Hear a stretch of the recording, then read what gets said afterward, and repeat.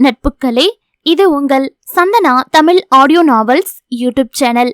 நாம இன்னைக்கு ஒரு புது கதையை கேட்க போறோம். டெய்சி மாறன் அவர்களின் விடை கொடு விழியே. நான் உங்கள் புவனா செல்வம். வாங்க கதைக்குள்ள போகலாம். அத்தியாயம் 1. பூஞ்சோலை. திண்டுக்கல் மாவட்டம் ஒட்டஞ்சத்திரத்திற்கு அடுத்திருந்த ஊர்தான் பூஞ்சோலை கிராமம். பெயரை போல ஊரின் வனப்பும் செழிப்பும் மிதமின்றி கிடந்தது என்றால் அது மிகையாகாது. கண்ணு கெட்டிய தூரம் வரை பசுமை போர்த்தி கிடந்த வயல்வெளிகள், செழித்து வளர்ந்து நின்ற கரும்பு தோட்டங்கள், வெடித்து மலர்ந்திருந்த பருத்தி காடுகள், காய்த்து கனிந்து பறிப்பதற்காக காத்திருந்த மாங்கனி தோட்டங்கள், வானலாவ வளர்ந்திருந்த தென்னையும் குலை தள்ளிய வாழையும் ஆளை கவர்ந்திழுக்கும் ஆவாரம் பூக்களும் அழகை அள்ளி தெளித்தாற்போல் மலர்ந்திருக்கும் அரளி பூக்களும் அணிகலனாக ரோட்டின் ஓரத்தை அழகுபடுத்தி திமிரி கிடந்த பாங்கும் ஊரின் செழுமைக்கும் ஒன்றும் குறைவில்லை என்பதை சொல்லாமல் சொல்லி பறைசாற்றிக் கொண்டிருந்தது. அன்று அந்த நேரம் ஒரு அதிகாலை என்பதால் ஆள் நடமாட்டம் குறைந்து சாலைகள் வெறிச்சோடி இருக்க, இருள் விலகாத அந்த வேளையில் பனிப்படிந்த சாலையின் ஓரத்தில் ஊர்ந்து வந்து நின்றது அந்த அரசு பேருந்து. பூஞ்சோல பூஞ்சோல, யாருமா பூஞ்சோல, இறங்குங்க. ஊரின் பெயரை கண்டக்டர் கூறு போட தோளில் கனத்த பையோடு பஸ்ஸை விட்டு கீழே இறங்கினாள் நிலா. பேருந்து இவளை புறந்தள்ளிவிட்டு புகையை கக்கியபடி கிளம்பியது. முகத்தை சுடிதார் துப்பட்டாவால் மூடியபடி ரோட்டோரத்தில் திகிலடைந்து கிடந்த பஸ் ஸ்டாண்டின் அருகில் வந்தாள். இங்கே நிற்பதாகத்தானே தாமரை சொன்னாள். ஆனால் ஆளை காணோமே. சுற்றுமுற்றும் பார்வையால் துளாவினாள். கண்ணு கெட்டிய தூரம் வரை சாலை வெறிச்சோடி கிடந்தது. கிரீச் என்ற சத்தத்தோடு காதை உரசிச் சென்றது ஒரு பறவையின் இறகுகள். படபடக்கும் மனதோடு தோளில் தொங்கிய பையை இறுக்க பற்றினாள். குளிரையும் மீறி உடல் மெல்ல வியர்க்கத் தொடங்கியது. எந்த பக்கம் செல்வது என்று புரியாமல் இவள் திணறிக் கொண்டிருக்க, யார் வீட்டுக்கு போகணும், பேர சொல்லு, கூட்டிட்டு போய் விடுறேன். ஊருக்கு புதுசா? வலதுபுறமாக மிக நெருக்கத்தில் கேட்ட அந்த கரகரத்த குரலுக்கு சொந்தக்காரரை பயத்துடன் ஏறிட்டாள். சுமார் 50 வயது இருக்கும். சுருக்கம் விழுந்த முகமும் இடுங்கிய கண்களும் பரட்டை தலையுமாய் அவர் நின்ற தோரணையே இவளை கலக்கமடைய செய்தது. பதில் சொல்ல நிலா வாயை திறந்த போது யாரோ இவளுடைய தோள்பட்டையில் கை வைத்தார்கள். அதிர்ச்சியோடு திரும்பியவள் பின்னால் நின்ற தாமரையை பார்த்துவிட்டு மகிழ்ச்சியோடு கட்டிக்கொண்டாள். தாமர, பயந்தே போயிட்டேன்டி தாமர. புது இடம், புது ஊரு. நீ மட்டும் வரலைனா என் நிலைமைய நினைச்சு பாருடி. அது எப்படி நான் வராம போயிடுவேன்? உனக்கு எத்தனை முறை கால் பண்ண தெரியுமா? நீ தான் எடுக்கவே இல்ல. தன்னுடைய போனை எடுத்து ஆன் பண்ணி காட்டினாள். ஓ சாரிடி, போன் பேக்ல இருந்துச்சு, அதான் சத்தம் சரியா கேக்கல. ஆமா தாமர, நீ தனியாவா வந்த? நிலா கேட்க, ஏன் தனியாதான் வந்த, இது நான் பிறந்து வளர்ந்த ஊரு, இங்க எனக்கு என்ன பயம்? சொல்லிக்கொண்டே நிலாவின் தோளில் கனத்து கொண்டிருந்த பேக்கை வாங்கி தன் தோளுக்கு மாற்றினாள். வா போகலாம். தோழிகள் இருவரும் பேசியபடி இணைந்து நடந்தனர். தாமரையும் நிலாவும் கல்லூரி தோழிகள். சென்னையில் உள்ள ஒரு பெண்கள் கல்லூரியில் இருவரும் இளங்கலை கணித படிப்பை ஒன்றாக படித்தனர். தாமரை ஹாஸ்டலில் தங்கி படித்தாள். நிலா வீட்டிலிருந்து தினமும் கல்லூரிக்கு வருவாள். நிலாவின் வீடு கல்லூரிக்கு அருகில் இருந்ததால் நிறைய நாட்கள் நடந்தே வருவாள். ஒரு சில நாட்களில் மட்டும் அப்பா காரில் வந்து டிராப் பண்ணிவிட்டு செல்வார். நிலாவை பற்றி சொல்ல வேண்டும் என்றால், நிலா பார்த்தவுடன் மனதை கவரக்கூடிய பேரழகி. பால் நிறம், படர்ந்து விரிந்து இடுப்பை கவ்விக் கிடந்த கருங்கூந்தல், மீன் விழிகள், மாதுளை இதழ்கள், முத்துப்பற்கள், கொடி போன்ற இடை, இப்படி கவிஞனின் வர்ணனைக்கு பொருந்தக்கூடிய அத்தனை அழகும் கொட்டிக் கிடந்த பேரழகி. அவள் குடும்பத்தை பற்றி சொல்ல வேண்டும் என்றால், வசதி படைத்த குடும்பம்தான். அப்பாவுக்கு சொந்த பிசினஸ், அம்மா ஒரு பிரைவேட் பேங்கில் மேனேஜராக இருக்கிறாள். இவளுக்கு அடுத்து ஒரு தங்கை, ஒரு தம்பி. தங்கை மீரா +2 படிக்கிறாள். தம்பி குகன் 10th படிக்கிறான். கவலை கஷ்டம் என்றால் என்னவென்றே தெரியாமல் வானத்தில் சிறகடித்து பறந்து திரியும் பறவை போல சுதந்திரமாக வாழ்ந்தவளுக்கு திருமண வாழ்க்கை மொத்த சந்தோஷத்தையும் புரட்டி போட்டது. யாரு கேட்டா இந்த வாழ்க்கைய?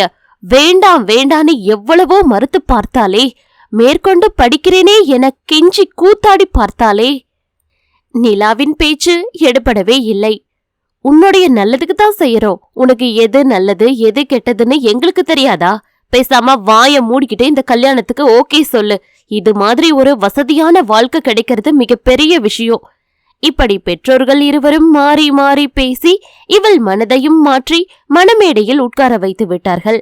பெற்றவர்கள் பிள்ளைக்கு நல்லது செய்ய வேண்டும் என்றுதான் நினைப்பார்கள்.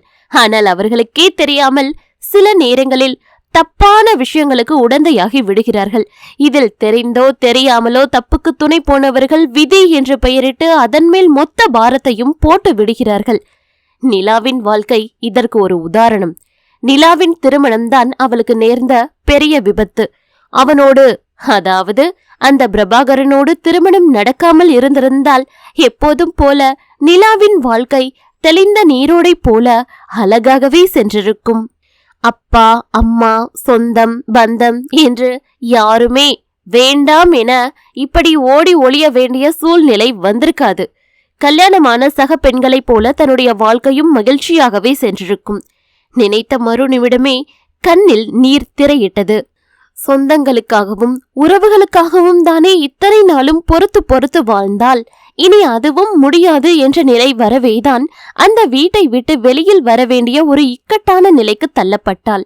எவ்வளவுதான் உறவுகளுக்காக நாம் அனுசரித்து வாழ்ந்தாலும் சில தருணங்களில் நாம் நமக்காக வாழ்ந்திருக்கலாமோ என்ற விரக்தியை நம் உறவுகளே நமக்கு புகுத்தி பாடம் கற்பித்து விடுகிறார்கள்.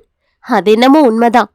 இல்லை என்றால் திருமணமான இந்த ஓராண்டிலே இவளுக்கு நடந்த கொடுமைகள், இவள் அனுபவித்த துன்பங்கள் எல்லாவற்றையும் பார்த்து கொண்டு அமைதியாக இருப்பார்களா? ஏய் நிலா, என்ன யோசனை? ஓ புகுந்த வீட்டு ஞாபகமா? இல்ல, அதெல்லாம் இல்ல. மழுப்பியபடி நடந்தாள். தார் ரோட்டில் இருந்து பிரிந்த செம்மண் சாலையில் இறங்கி நடந்தார்கள். இருபுறமும் வரிசையாக அணிவகுத்த மரங்களும், மரங்களுக்கு மத்தியில் ஆவாரம் பூக்கள் கொத்து கொத்தாக மலர்ந்து மரங்களுக்கு அடியில் பரவி கிடக்க அந்த பச்சையும் மஞ்சளுமான நிறத்தை ரசித்தபடி தாமரையை பின்தொடர்ந்தாள் நிலா. எப்படிமா இருக்க? நல்லா இருக்கியாடா? திடீரென்று மிக அருகில் கேட்ட குரல் வந்த திசையை நோக்கி இருவரும் திரும்பினர். யாரு என்பது போல நிலா தாமரையை பார்த்தாள். அம்மா தாண்டி, நம்மள காணோன்னு தேடிட்டு வந்தாங்கடி. ஓ அம்மாவா? வணக்கம்மா. நிலா கரங்களை குவிக்க, அதெல்லாம் எதுக்குடா, நீ நல்லா இருக்கியா? உன்னை பார்த்ததில்ல, ஆனா நாங்க உன்னை பத்தி பேசாத நாளே இல்ல என்றபடி நிலாவின் வலது கரத்தை பற்றி முத்தமிட்டாள் அந்த தாய். நிலாவின் முகத்தில் ஆச்சரியம் பரவியது. அப்பா அண்ணன் எல்லாம் நல்லா இருக்காங்களாமா? கேட்ட நிலாவின் கரங்களை அன்போடு பற்றி, எல்லாம் நல்லா இருக்காங்கடா, வா வீட்டுக்கு போகலாம். பேசிக்கொண்டே மூவரும் வீட்டை அடைந்தனர்.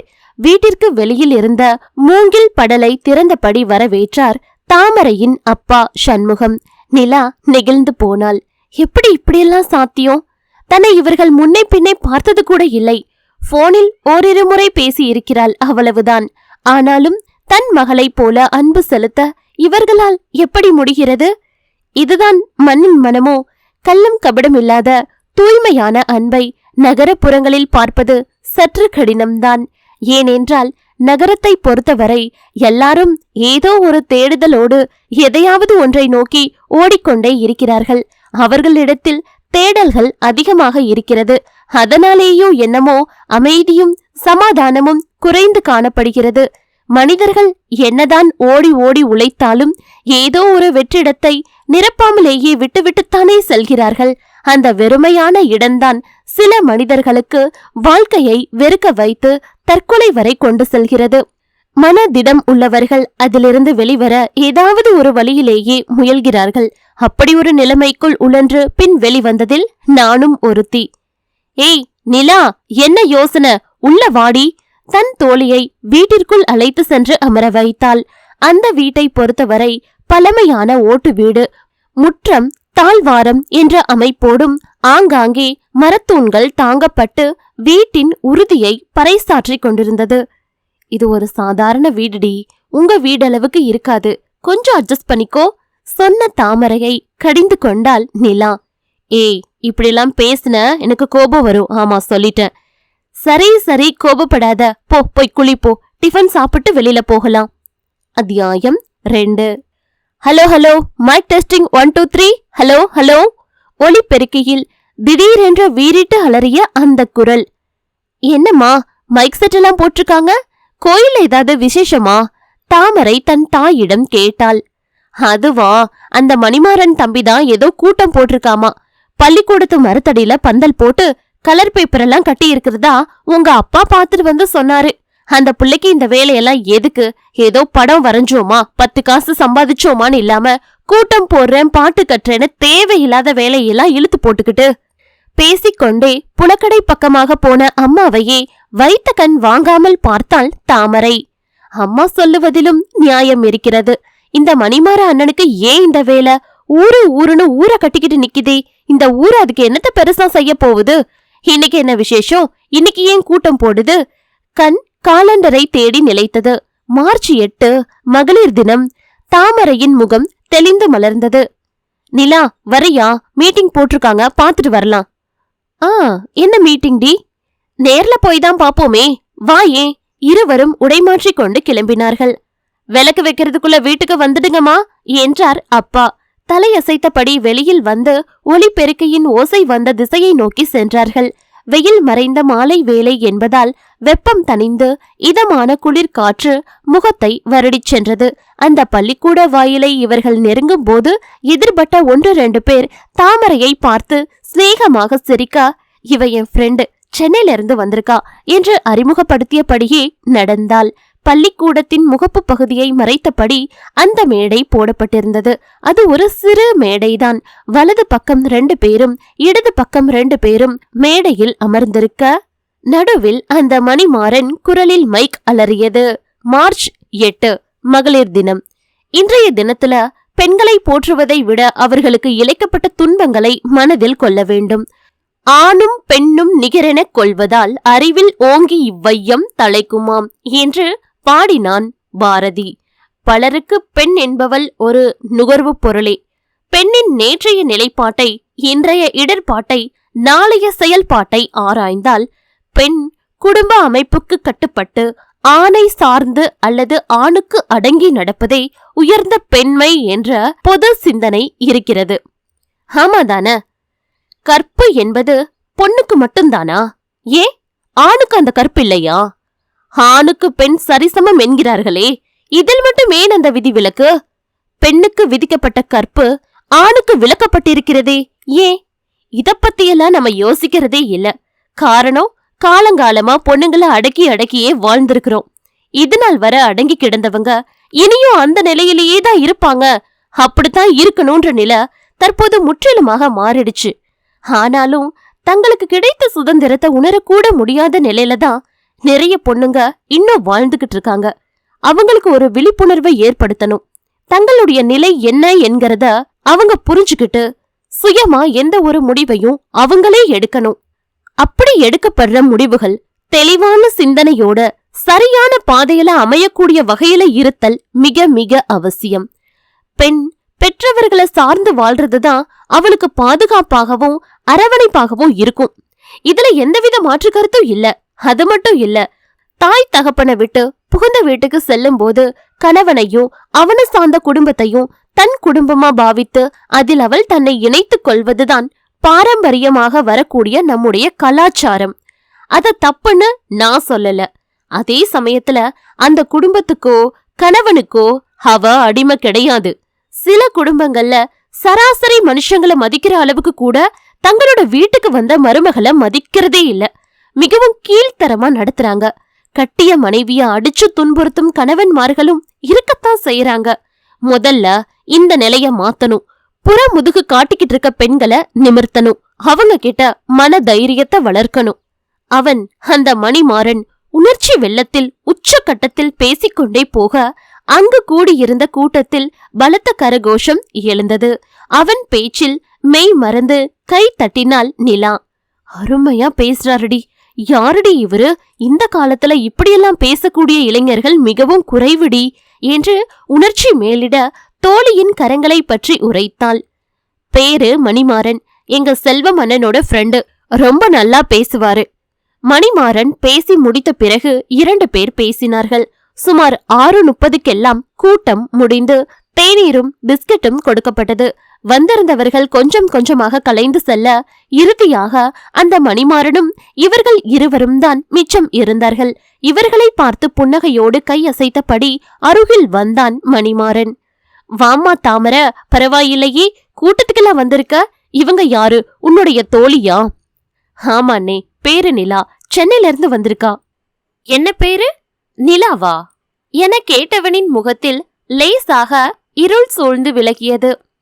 ஆமா அண்ணே. நிலாவின் பக்கம் அவன் பார்வை திரும்பியது. அவனுடைய பார்வையை நேருக்கு நேர் சந்திக்க முடியாமல் ஒரு நிமிடம் திணறித்தான் போனாள் நிலா. அவள் மனதிற்குள் சிறு தடுமாற்றம். எதையாவது பேசி சமாளிக்க வேண்டும் என மனது சொல்ல, நீங்க ரொம்ப நல்லா பேசுனீங்க என்றால் திக்கி திணறியபடி. அப்படியா, ரொம்ப நன்றிங்க நிலா. இருக்கரம் கூப்பி புன்னகைத்தான். ரசிக்கும்படியான அவன் புன்னகை இவளுக்கு மிகவும் பிடித்திருந்தது. மேடம், மிஸ், மிஸ்ஸஸ் என்று அடைமொழிகள் எதையும் பயன்படுத்தாமல் எடுத்த எடுப்பிலேயே நிலா என்று அழைத்த விதமும் இவளை கவர்ந்தது.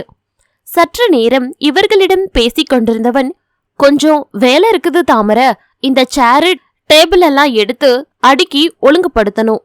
உனக்கு நேரம் கிடைச்சா நம்ம கார்டனுக்கு நிலாவை அழைச்சுக்கிட்டு வாயே. ஆ சரிங்கண்ண, கண்டிப்பா வரணும் என்று மீண்டும் ஒருமுறை ஞாபகப்படுத்திவிட்டு அந்த இடத்தை விட்டு அகன்றான்.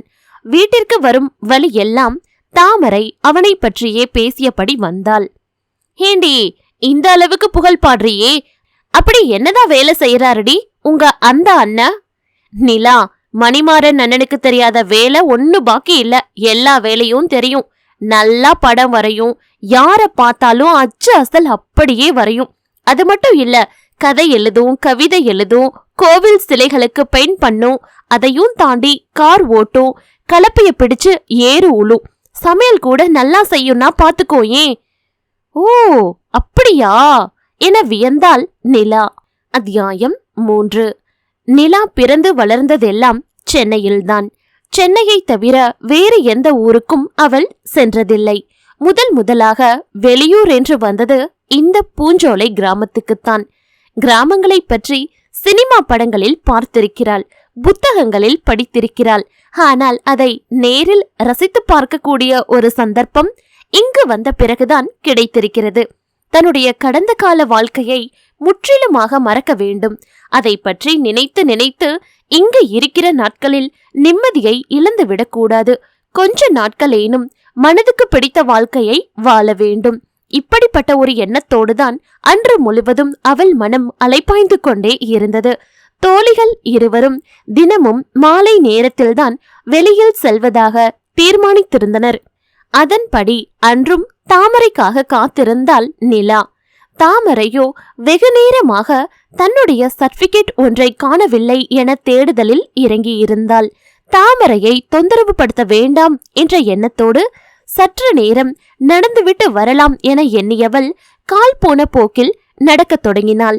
இவள் இங்கு வந்த 2 நாட்களில் இவளின் முகம் ஊர் மக்களுக்கு பரிச்சயமாகி விட்டது போலும். அங்கே இங்கே கண்ணில் பட்டவர்கள் எல்லாம் அடையாளம் கண்டு புன்னகைத்தபடி கடந்து சென்றார்கள். தெருக்கோடி வரை நடந்து வந்தவளின் கண்ணில் பட்டது வயல்களில் குமரி பாய்ந்த பம்பு செட் நீரோடை. அதை ரசித்தபடி அருகில் இருந்த வரப்பின் மேல் அமர்ந்தாள். ஹலோ, என்னங்க, தனியாவா வந்தீங்க? பரிச்சயமான அந்த குரல் வந்த திசையில் திரும்பினாள். அங்கே முண்டாசு பனியனும் இறுக்கி கட்டிய லுங்கியும் கையில் மமட்டியுமாய் மணிமாறன் நின்றிருந்தான். 2 நாட்களுக்கு முன் பார்த்த மணிமாறனுக்கும் இப்போது இருக்கும் மணிமாறனுக்கும் நிறைய வித்தியாசம் இருந்தது. அவன் கை கால்களில் சேரும் சகதியும் அப்பிக் கிடந்தது. கொஞ்சம் கூட அதை பற்றி அவன் சட்டை பண்ணியதாக தெரியவில்லை. இவள் பதிலேதும் சொல்லாமல் அமைதியாக இருக்கவே அவன் கேட்ட கேள்வியையே மீண்டும் திரும்ப கேட்டான். என்னங்க? ஓ சாரி, நான் மட்டும்தான் வந்தேன், தாமரை வரலைங்க. நினைச்சேன், தாமரை கூட வந்திருந்தா அவ இவ்ளோ தூரம், அதுவும் இந்த இடத்துக்கு கூட்டிட்டு வந்திருக்க மாட்டான், அதனாலதான் கேட்டேன். ஏன் இங்க வரக்கூடாதா? அது அப்படியெல்லாம் ஒண்ணும் இல்ல, இது மாதிரி உச்சி வெயில் நேரங்கள்ல வயசு பொண்ணுங்க இங்கெல்லாம் வர என்று எதையோ சொல்ல வந்தவன் திடீரென்று பேச்சை மாற்றினான். உங்க சொந்த ஊரே சென்னை தானாங்க? ஆமாங்க, ஏங்க, இந்த வேலையெல்லாம் கூட உங்களுக்கு செய்ய தெரியுமா? அடுத்து தன்னை பற்றிய விஷயத்தை கேட்கப் போகிறானோ என்ற அவனை பற்றி மெல்ல பேச்சு கொடுத்தாள். ஏன் தெரியாது, செய்யும் தொழிலே தெய்வம் அப்படி நினைச்சுக்கிட்டா எல்லா தொழிலையும் செவனே செய்யலாம். நீங்க முழுக்க முழுக்க பட்டணத்திலேயே வளர்ந்ததால இந்த ஊரோட மகத்துவம் என்னன்னு தெரிஞ்சிருக்க வாய்ப்பில்ல. இந்த மண்ணை பத்தி சொல்லணும்னா எவ்வளவோ விஷயம் இருக்குங்க. ஒன்னா ரெண்டா கணக்குல அடங்காது. வெள்ளனை எழுந்து வேட்டிய மடிச்சு கட்டி ஏற்கலப்பைய எடுத்து மாடு 2 பூட்டி வயலுக்கு போற அழக சொல்ல முடியுமா? ஒரு கும்பா முழுக்க பழைய கஞ்சிய ஊத்தி பச்சை மிளகாயும் வெங்காயமும் கடிச்சுக்கிட்டு தொண்டைக்குழி நனைய நனைய கஞ்சி குடிக்கிற அழக சொல்ல முடியுமா? பம்பு செட்டு தண்ணிய பக்குவமா பாய்ச்சி நஞ்ச அடிச்சு நாத்து நடு நளினத்தை சொல்ல முடியுமா? உச்சி வெயில்ல களத்து மேட்டுல கதிரடிக்கும் கணவனுக்கு கம்மங்களையும் கருவாட்டு குழம்பையும் சுமந்து வந்து அவன் முகத்துல வலிற வேர்வைய சேலை தலைப்பால ஒத்தி எடுத்தபடி அவன் உண்ண பார்த்து ரசிச்சுக்கிட்டு இருப்பாளே, இல்லால் அந்த அழக சொல்ல முடியுமா?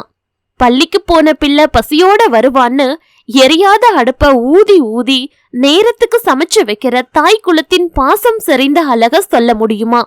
மண்ணை பொன்னாக்கி பசிய பாசமாக்கி பறவைகள் போல சந்தோஷமா வாழும் எங்கள் கிராமத்து வாழ்க்கைய உங்கள் நகரத்தால் கொடுக்கத்தான் முடியுமா? அவன் ஊரின் பெருமைகளை பற்றி பேச பேச தன்னிலை மறந்து பேச்சிழந்து கற்சிலையாய் வீற்றிருந்தாள். பேச்சின் ஊடே அவள் புறம் திரும்பியவன் அவளின் நிலைப்பாட்டை அறிந்து பேச்சை நிறுத்தி அமைதியானான். என்னாச்சுங்க, ரொம்பவும் மொக்க போட்டுட்டேனா?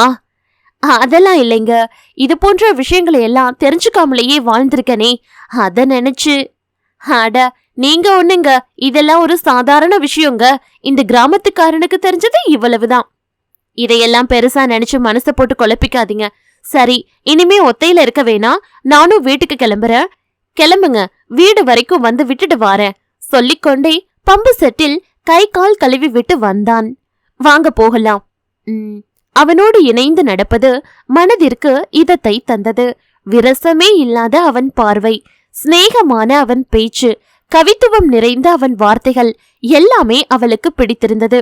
இப்படி ஒத்த கருத்துடைய ஒருவன் தனக்கு கணவனாக கிடைத்திருந்தால் எவ்வளவு நன்றாக இருக்கும். நினைத்த மறு கணமே அவள் முகம் சோர்வுற்றது. ஏன் என் மனசு இப்படியெல்லாம் சிந்திக்குது? முன்ன பின்ன தெரியாத ஒருத்தனோட என்ன நான் ஒப்பிட்டு பார்க்கிறேனே, இது எவ்வளவு பெரிய தவறு என்று தன்னையே நொந்து கொண்டாள். இனி இப்படியெல்லாம் யோசிக்கவே கூடாது என்று மனதை ஒருமுகப்படுத்தினாள். இப்படியான சிந்தனைகள் வராமல் இருக்க வேண்டும் என்றால் இவனோடு பேசுவதை குறைத்து கொள்ள வேண்டும். இவள் மனதுக்குள் நினைத்ததை இவள் முகமே காட்டிக் கொடுத்திருக்க வேண்டும். இணைந்து நடந்தவன் தயக்கத்தோடு நின்றான். இனி நீங்களே போய்க்கிறீங்களா? என்னுடைய உடை அழுக்கா இருக்குது, வீடு வரைக்கும் வர்றது சரிப்பட்டு வராது. சரி, நானே போய்க்கிறேன். எப்படியாவது அவனை விட்டு விலக எண்ணியது மனம். அவன் முகத்தை கூட ஏறிடாமல் அவனை கடந்து விறுவிறுவென நடந்தாள். ச, ஏன் என் மனசு இப்படி அலைப்பாயுது? நான் வேற ஒருவனுடைய மனைவி. மனதால இல்லாட்டாலும் உடலால் வேறு ஒருவனோடு இணைந்து 1 வருஷம் வாழ்ந்திருக்க. அவன் கட்டின தாலி இன்னமும் என் கழுத்துல தொங்கிக்கிட்டு இருக்கு. அவன் நல்லவனோ கெட்டவனோ, இந்த ஜென்மத்துல அவன்தான் என் கணவன். இப்படிப்பட்ட பலவித உளைச்சலை உள்ளடக்கியபடிதான் வீட்டை அடைந்தாள். வீடு வெறுமனே சாத்தி இருந்தது. வீட்டார் யாரையுமே காணோம். சுற்றுமுற்றும் தேடிவிட்டு வெளியில் வந்தாள். எதிர் வீட்டிலிருந்து ஒரு சின்ன பையன் ஓடி வந்தான். அக்கா, உங்களை காணோன்னு தான் தாமரை அக்காவும் அவங்க அம்மாவும் தேடிக்கிட்டு இருந்தாங்க. சாவி எங்க கிட்டதான் இருக்கு, இருங்க எடுத்துட்டு வரேன். அவன் எடுத்து வந்து கொடுத்த கீயை வாங்கிக் கொண்டு எங்க போயிருக்காங்கன்னு தெரியுமா என்றாள். இந்த பக்கமாதான் மெயின் ரோடுக்கா போயிருப்பாங்கன்னு நினைக்கிறேன்கா. ஓகே. யோசனையோடு வீட்டை திறந்து உள்ளே சென்றாள். மெயின் ரோடு பக்கமா ஏன் போனாங்க? அப்பா சண்முகத்தையும் காணோமே. சரி, வரட்டும். டிவியை ஆன் பண்ணினாள். அத்தியாயம் 4. மொபைல் ஒலித்தது. இத்தனை நாளும் உயிரின்றி ஒரு மூலையில் கிடந்த மொபைல் திடீரென்று அலறவும் அச்சியோடு கையில் எடுத்தாள். இதை யார் ஆன் பண்ணது? நிலாவின் அம்மா மணிமேகலை தான் அழைத்து கொண்டிருந்தாள். போனை ஆன் பண்ணாமல் சைலண்டில் போட்டு டேபிள் மீது தூக்கி வீசினாள். பெரியதாக என்ன சொல்லிவிடப் போகிறாள்? உடனே வீட்டுக்கு வா, உன் புருஷன் கூட போய் வாழு. உன் நல்லதுக்கு தான் சொல்றோம், கேட்கறதும் கேட்காததும் உன் இஷ்டம். அம்மாவிடமிருந்து வரும் இப்படிப்பட்ட வார்த்தைகளை கேட்க பிடிக்காமல் தான் வந்த அன்னைக்கே மொபைலை ஆஃப் பண்ணி தூக்கி வீசினாள். யாரோ ஆன் பண்ணி வைத்திருக்கிறார்கள், அதனால் வந்த வினை இது. செல்லில் இருந்த சிம்மை கழற்றிவிட வேண்டியதுதான். இல்லை என்றால் திரும்பவும் யாரோ ஒருவர் முயற்சி பண்ணி கொண்டேதான் இருப்பார்கள். யார் முயற்சி பண்ணினாலும் அவள் புருஷன் பண்ண மாட்டான். காரணம், இவள் வீட்டை விட்டு வந்ததுக்கு மகிழ்ச்சி அடைந்தவன் அவன்தானே. உலகத்தில் மோசமான ஆயுதம் மனிதனுடைய நாக்கு என்று சொல்வார்கள்.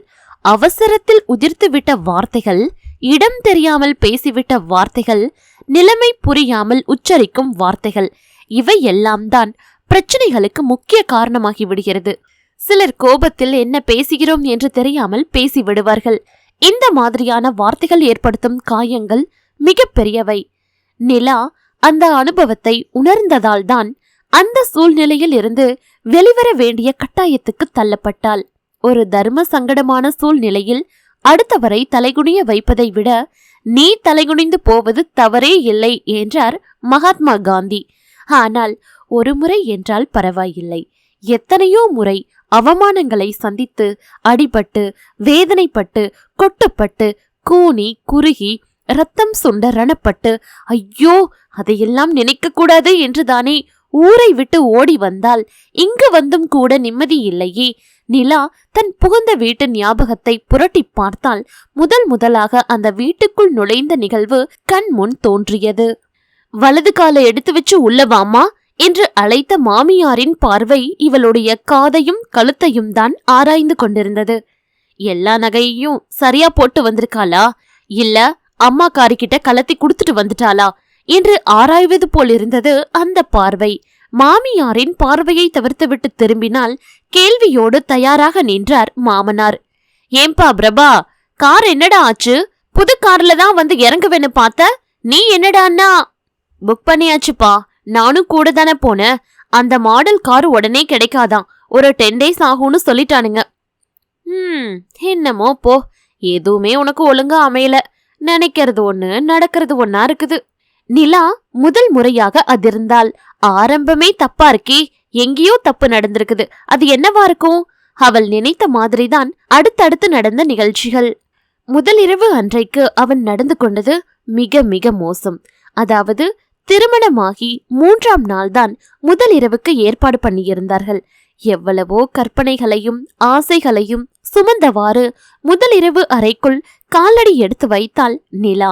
அவளை கண்டவுடன் ஆசை மிகுதியில் கட்டி அணைத்து முத்தமிட்டு கட்டிலில் அமர வைப்பான் என்ற எதிர்பார்ப்போடு சிவந்த முகத்துடன் கால்கள் பின்ன நின்றிருந்தவளை உட்காரு என்று கூட சொல்லாமல் எடுத்த எடுப்பிலேயே ஓ மொத்த நகையும் வித்தா எவ்வளோ பணம் தேரும் என்றான். ஏன் என்று கேட்க இவள் வாய் திறப்பதற்குள் என்ன ஏன்னு கேள்வி கேட்காத, நான் ஒரு பெரிய பிரச்சனையில மாட்டியிருக்கேன். 10 லட்சம் பணம் தேவைப்படுது. எங்க வீட்டுல இருக்கிறவங்க யாரும் தர முடியாதுன்னு சொல்லிட்டாங்க. முடிஞ்சா உன் பொண்டாட்டிக்கிட்ட வாங்கிக்கோன்னு சொல்றாங்க. நம்ம 2 பேருக்குள்ள இன்னும் எதுவும் நடக்கல. அதுக்குள்ள கேட்டா நீ எப்படி கொடுப்ப? அதான் ஃபர்ஸ்ட் நைட்டை முடிச்ச உடனேயே நாளைக்கு கேட்டுக்கலான் இருந்தேன். ஆனா அதுக்குள்ள 10 முறை போன் வந்துடுச்சு. நாளைக்கு காலையில 10 மணிக்குள்ள பணம் கட்டலைன்னா என் வேலையே போயிடுமாமா. என் ஆபீஸ்ல இருந்து எம்டி கால் பண்றாரு.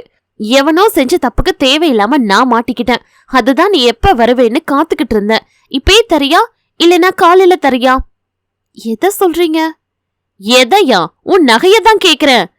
கூடை நெருப்பை அள்ளி யாரோ தலையில் கொட்டியது போன்று துடிதுடித்து போனாள். எனக்கு ஒரு பிரச்சனை, உன் நகைய கொடு என்று கேட்டிருந்தாலே மொத்த நகையையும் கலற்றி கொடுத்திருப்பாள். ஃபர்ஸ்ட் நைட் முடிஞ்ச உடனேயே கேட்டு வாங்கிக்கலான் இருந்தேன் என்றானே. அந்த ஒரு விஷயத்தை தான் அவளால் ஜீரணிக்க முடியவில்லை. எவ்வளவு கீழ்த்தரமான சிந்தனை இருந்தால் இப்படியெல்லாம் யோசித்திருப்பான். பணத்துக்காகவே இவளை மணந்திருப்பது போல் அல்லவா இருக்கிறது அவனுடைய பேச்சு. ஆபீஸில் அவன் செய்த மோசடிக்கு இவள் எப்படி காரணமாக முடியும்? இவளுடைய நகையையும் பணத்தையும் பயன்படுத்திக் கொள்ள அவன் எப்படி நினைக்கலாம்? மனதுக்குள் புழுவாய் துடித்தாள். விளக்கை அணைத்துவிட்டு அவன் வலுக்கட்டாயமாக இவளை அணைத்த போது வெறுப்போடு தள்ளிவிட்டாள். இதை அவன் எப்படி எடுத்துக்கொண்டான் என்று தெரியவில்லை. அதற்கு அவனே ஒரு தன்னிலை விளக்கம் கொடுத்தான். இந்த விஷயத்துல பொண்ணுங்க வேண்டான்னு சொன்னா வேணும்னு அர்த்தம்டி என்று சொல்லிக்கொண்டு முரட்டுத்தனமாக மீண்டும் அணைத்தான். விருப்பமில்லாமலேயே அவளின் வெறுப்புக்கு மத்தியிலே அந்த முதலிரவு நடந்து முடிந்தது. விடிந்ததும் விடியாததுமாக அவள் அணிந்திருந்த மொத்த நகையையும் கலற்றி வாங்கிக் கொண்டு வெளியில் கிளம்பினான் பிரபாகரன். அன்று முழுவதும் அழுது நிலாவின் கண் வீங்கியதுதான் மிச்சம். அதன் பிறகு அடுத்தடுத்து வந்த இரவுகளும் அதே வெறுப்போடுதான் கடந்தது. உன் அம்மா அப்பா நகையை பத்தி கேட்டா லாக்கர்ல வச்சிருக்கிறதா சொல்லு என்று ஒரு பொய் காரணத்தை சொல்லி வற்புறுத்தினான். 10 நாளுக்கு பிறகு புக் பண்ணின கார் வீட்டு வாசலில் வந்து நின்றதை பார்த்து குடும்பமே பல்லெழுத்து பார்த்தபடி நின்றிருந்தது. புது கார்ல உன் மனைவியை கூட்டிட்டு போடான்னு சொல்றதுக்கு அங்க யாருக்கும் மனசு வரல. நாங்க புது கார்ல கோயிலுக்கு போயிட்டு வரோம்னு மொத்த குடும்பமும் ஏறி உட்கார்ந்துகிட்டு டாட்டா காட்டிய போது நிலாவுக்கு மனது லேசாக வலிக்கதான் செய்தது. தன் அப்பா அம்மாவிடம் இது சம்பந்தமாக பேசினாள். குடும்பம்னா அப்படிதான் இருக்கும், நீ தான் அட்ஜஸ்ட் பண்ணி போகணும். இனிமே சின்ன விஷயத்தையெல்லாம் மூட்டை கட்டிக்கிட்டு எங்ககிட்ட வந்து சொல்லாத என்று அட்வைஸ் பண்ணினார்களே தவிர இவள் பேச்சை ஒரு பொருட்டாகவே அவர்கள் மதிக்கவில்லை. அதன் பிறகு இவளும் அவர்களிடம் பேசுவதை குறைத்துக் கொண்டாள்.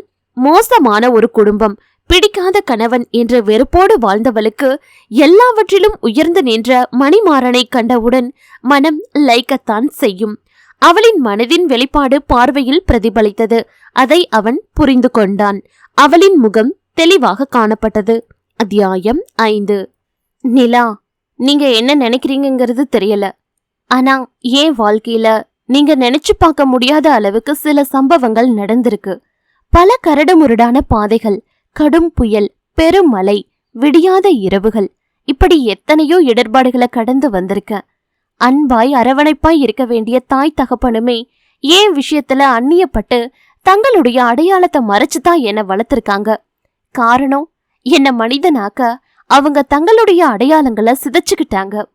உங்களுக்கு ஒரு விஷயம் தெரியுமா? என் அப்பா ஒரு பிச்சைக்காரன். ரோட்ல படம் வரைஞ்சு அதில் விளைற காசுல காலத்தை ஓட்டுனவரு. என் அம்மா ஒரு தொழு நோயாளி. மணிமாறன் பேச்சை நிறுத்திவிட்டு நிலாவை ஏறிட்டான். அவளோ அதிர்ந்த முகத்தோடு அவனை பார்த்தாள். என்னோட கதையை கேட்ட பிறகு என் மேல உங்களுக்கு மரியாதை குறையலாம், ஆனா அதுக்காக பொய்யான ஒரு கதைய சொல்ல முடியாது அல்லவா? என் அம்மா ஒரு பணக்கார வீட்டுல தான் பிறந்திருக்காங்க. செல்வாக்காவும் சிறப்பாகவும் தான் வாழ்ந்திருக்காங்க. திடீர்னு இந்த நோயின் தாக்குதல்கள் அவள் உடல்ல சில மாற்றங்களை ஏற்படுத்தியிருக்கு. வீட்டார் இத கண்டு பயந்திருக்காங்க. அன்பு, அமைதி, கருணை, சமத்துவம், சகோதரத்துவம்னு வார்த்தை அளவுலதான் உலகில் உள்ள அனைவரும் சொல்லிக்கிட்டு இருக்காங்களே தவிர நடைமுறை வாழ்க்கையில அதை யாரும் கடைபிடிக்கிறதா தெரியல. பேச்சு பெருசுதான், ஆனா செயல் அதை விட மிக பெரியது. இத நம்ம கவனத்துல கொள்ளணும். எய்ட்ஸ் நோயாளிகளை கூட வீட்ல வச்சு பராமரிச்சு வர அளவுக்கு விழிப்புணர்வும் சகிப்புத்தன்மையும் மனப்பக்குவமும் பெற்றுவிட்ட மக்கள் தொழுநோய் உள்ளவங்கள தீண்டத்தகாதவங்களா கருதி வீட்டை விட்டு வெறுத்து ஒதுக்கி தனிமைப்படுத்தி அவங்க மனசுல ஆறாத ரணத்தை ஏற்படுத்தி புறந்தள்ளிடுறாங்க. அப்படி புறந்தள்ளப்பட்டவள் தான் என்னுடைய தாய். வீட்டை விட்டு ஓடி வந்து ரயில் தண்டவாளத்துல விழுந்து சாக போனவளை காப்பாத்தி இருக்காரு என் தந்தை. இனி எனக்கு எதிர்காலமே இல்லைன்னு கதறி அழுதவளை ஆறுதல் படுத்தி நான் இருக்கேன்னு கடைசி வரை உன்னை காப்பாத்துவேன்னு உறுதி அளிச்சிருக்காரு என் அப்பா. சமுதாயத்தின் தவறான கண்ணோட்டத்துல இருந்து தப்பிக்கணும்னு 2 பேரும் கல்யாணம் பண்ணிக்கிட்டு அந்த ஊரை விட்டு வேற இடத்துக்கு வந்திருக்காங்க. என் அம்மாவுடைய உறவுக்காரர்கள் கண்ணில் படக்கூடாதுங்கிறது ஒரு காரணம். இந்த சமயத்துலதான் என் அம்மா கருத்தரிச்சிருக்காங்க. முதல்ல சந்தோஷப்பட்டவ பிறகு கொஞ்சம் கொஞ்சமா தனக்குள்ளேயே வேதனைப்பட தொடங்கிட்டா. குழந்தை தன்னை போல ஒரு தொழு நோயோட பிறந்துடுமோன்ற பயம். அப்படியெல்லாம் நடக்க வாய்ப்பில்ல, சாமிய வேண்டி போன்னு அப்பா ஆறுதல் சொல்லி சமாதானப்படுத்தி அம்மாவை தேற்றி இருக்காங்க. பிரசவ காலமும் வந்து என்ன ஆரோக்கியமா பெற்றெடுத்திருக்காங்க. எந்த குறையும் இல்லாம ஆரோக்கியமா நான் பிறந்ததை எண்ணி 2 பேரும் மகிழ்ச்சி வெள்ளத்துல திளைச்சிருக்காங்க. ஆனாலும் தாய்ப்பால் கொடுக்க முடியாதுன்னு என்னுடைய தாய் மறுத்துட்டாலாம். தன்னுடைய நோய் குழந்தைய பாதிச்சிட கூடாதுங்கிறதுல உறுதியா இருந்திருக்காங்க. நான் ஒவ்வொரு முறையும் பசியில அழும் போதெல்லாம் அவ முகத்தை முக்காடிட்டு கொண்டு திரும்பி நின்னு கதறுவாளாம். என் தாய் என்ன தூக்கியதோ இல்லையா, கொஞ்சியதோ இல்லையா, என் அப்பா பலமுறை சொல்லி ஆதங்கப்பட்டிருக்காரு. ஆனா எனக்கு ஞாபகம் இருக்கு, என்னோட தாய் தொட்டிருக்கா, என்ன முத்தமிட்டிருக்கா. முத்தமிட்ட இடத்த துணியால தொடச்சு சுத்தப்படுத்தியும் இருக்கா. மிக பக்கத்துல அவளுடைய ஸ்பரிசத்தை உணர்ந்திருக்கிறேன். ஆனா அவளை நான் தொட்டு கூட பார்த்ததில்ல. ஆசையா கிட்ட போகும் போதெல்லாம் என்னை தள்ளி விட்டுட்டு தூர போயிடுவா. என் தாய் தன்னை கட்டுப்படுத்திக்கிட்டு தான் என்னை வெறுப்பது போல நடிக்கிறாங்கிறது எனக்கும் என் அப்பாவுக்கும் நல்லா தெரியும். இப்படியா நாட்கள் நகர்ந்து எனக்கு 5 வயசு பூர்த்தியான போது என்னுடைய எதிர்காலத்தை கருத்தில் கொண்டு என்ன ஒரு ஆதரவற்ற பிள்ளைகள் படிக்கிற பள்ளிக்கூடத்துல சேர்த்தாங்க. அந்த பள்ளியில விடுதி வசதியும் இருந்தது. இனி எங்க ஞாபகம் உனக்கு வரக்கூடாது, ஒழுங்கா படிக்கணும், 6 மாசம் கழிச்சுதான் உன்னை வந்து பாப்பேன்னு என் அப்பா அவர் காலை கட்டிக்கிட்டு அழுதது கூட கண்டுக்காம கிளம்பி போயிட்டாரு. அந்த விடுதியிலேயே சிறுவனா இருந்தன்னா எப்படியெல்லாம் கஷ்டப்பட்டேன் தெரியுமா? நான் அனுபவிச்ச துன்பத்தை இன்னைக்கு நினைச்சாலும் என் உடம்பு நடுங்குது. விடியற் காலை 5 மணிக்கே என்னை அடிச்சு முகத்துல தண்ணி ஊத்தி எழுப்புவாங்க. எழுந்திருக்க சற்று தாமதமானாலும் காலால எட்டி உதைப்பாங்க. அடியும் உதையும் வாங்கிக்கிட்டு நான் எழுந்து கண்களை கசக்கி நிப்பேன். என் கையில ஒரு இரும்பு வாளிய கொடுத்து பாத்ரூம, அதாவது கக்கூச கிளீன் பண்ண சொல்லுவாங்க. அந்த சின்ன வயசுல அப்படிப்பட்ட வேலைகள் எல்லாம் செய்யும் போது கொமட்டிக்கிட்டு வரும். கண்ணுக்கு கீழே கர்ச்சீப்ப கட்டிக்குவேன். அன்னைக்கு முழுக்க சாப்பாடு சாப்பிடவே ஒப்பாது. இருட்டு அறை மூலையில உட்காந்து இரவெல்லாம் அழுதுகிட்டே இருப்பேன். காலையில எழுந்த உடனேயே பசி வயித்த கிள்ளும். 1 மணி நேரமாவது வரிசையில காத்திருக்கணும். ஒரே ஒரு இட்லி தான் கொடுப்பாங்க. கால் வயிறு கூட நிறையாது. ஒரு சொம்பு தண்ணிய குடிச்சு வயித்த நிரப்பிக்குவேன். முதல்ல கஷ்டமா இருந்தது, பிறகு எல்லாமே பழகி போச்சு. இப்படியாக வருஷங்கள் கடந்தது. நான் 7ஆம் வகுப்பு பாஸ் ஆகி 8ஆம் வகுப்புக்கு போனேன். முன்பெல்லாம் வருஷத்துக்கு ஒரு முறை வர என் அப்பா 3 வருஷங்களா வரவே இல்ல. ஹாஸ்டல் வார்டன் கிட்ட என் அப்பாவை பார்க்கணும்னு கெஞ்சி கால்ல விழுந்து அழுத. என் அழுக கொஞ்சமேனும் அவரை அசைச்சிருக்கணும். கடிதம் போட்டு வரவழைக்கிறேனாரு. அவரு கடிதம் போட்டாரா இல்லையான்னு தெரியாது. 6 மாசத்துக்கு பிறகு ஒரு நாள் என் அப்பா வந்திருக்கிறதா வந்து கூப்பிட்டாங்க. கண்ணீரும் கம்பளையுமா ஓடி போய் என் அப்பா கால்ல போய் விழுந்த. இங்கிருந்து என்ன அழைச்சிட்டு போயிடுங்கன்னு கையெடுத்து கும்பிட்டேன். நம்ம வீட்டுக்கு கூட்டிட்டு போங்கன்னு அவருடைய கையை இறுக பற்றின. அங்க போய் என்ன செய்யறதுன்னாரு. உங்களுக்கும் அம்மாவுக்கும் உதவியா இருக்கேன்னு.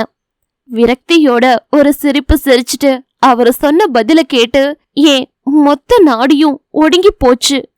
அப்பா என்ன சொன்னாரு தெரியுமா? உன் அம்மா இறந்து 2 வருடங்கள் ஆகிறதுன்னாரு. எவ்வளோ பெரிய கொடுமை தெரியுமா? பெத்த தாய் இறந்தது கூட ஒரு மகனுக்கு சொல்லாம அடக்கம் பண்ணியிருக்காரு. ச்சே, இப்படிப்பட்ட தகப்ப எனக்கு தேவையா? வேண்டாம், வேண்டவே வேண்டாம். அவரை பிடிச்சு தள்ளி விட்டுட்டு நான் வந்துட்டேன். இனி சாகர வர அவர் முகத்திலேயே விழிக்க கூடாது அப்படிங்கிற வைராக்கியம் எனக்குள்ள எழுந்தது. என் தாய போல என் தகப்பனும் இறந்துட்டாருன்னு நான் நினைச்சுக்கிட்டேன். அவரை பத்தி சிந்திக்கிறதே இல்ல. அவர் வரவை எதிர்பார்க்கறதும் இல்ல. படிப்புல முழு கவனத்தையும் செலுத்தின. 10ஆம் வகுப்புல அதிக மதிப்பெண் எடுத்து பாஸ் பண்ணின. கேள்விப்பட்டு என்ன பார்க்க அப்பா வந்தாரு. பார்க்க விரும்பலன்னு பார்க்காமலேயே திருப்பி அனுப்பிட்டேன். அதுக்கு பிறகு 12ஆம் வகுப்புலையும் நல்ல மதிப்பெண் எடுத்து பாஸ் பண்ணின. கல்லூரிக்கு விண்ணப்பிச்சுட்டு விடுதிக்கு வந்தேன். உன் அப்பா சீரியஸா இருக்காரு, கடைசியா உன்னை பார்க்கணுங்கிறாரு. இப்பதான் போன் வந்தது அப்படின்னாரு வார்டன். கேட்ட பிறகு மனசு தாங்கல. முகவரிய வாங்கிக்கிட்டு ஊருக்கு கிளம்புன. ட்ரெயின்ல போகும்போதெல்லாம் கடவுள்கிட்ட பிரார்த்தனை பண்ணிக்கிட்டே போனேன், என் அப்பாக்கு எதுவும் ஆயிடக்கூடாதுன்னு. அத்தியாயம் 6. நமது வாழ்க்கையில் ஒவ்வொரு காலகட்டத்திலையும் பல்வேறு வகையான அனுபவங்களை பெற்று வரும்.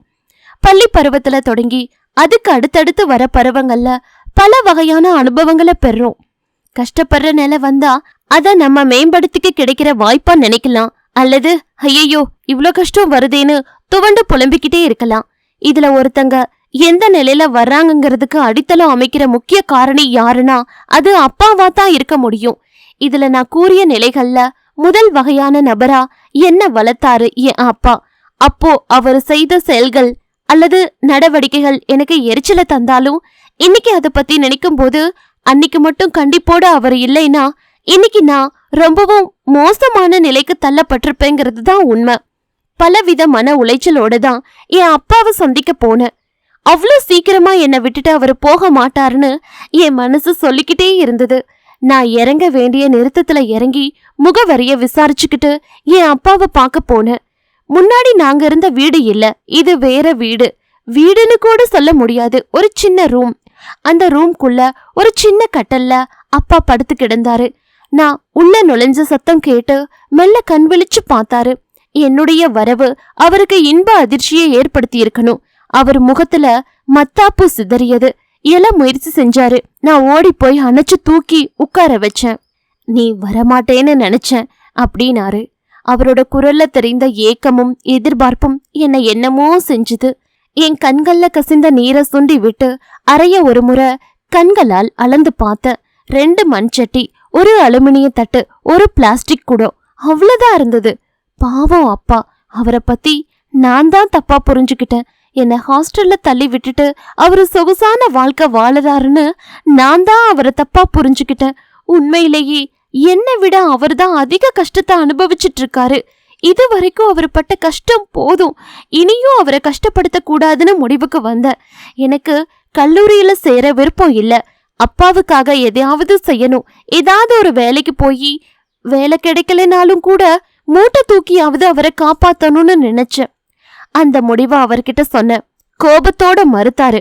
உன் படிப்பு தான் உனக்கு முக்கியம், அதை விட்டுட நினைச்சா என்னை அடியோட மறந்துடுனாரு.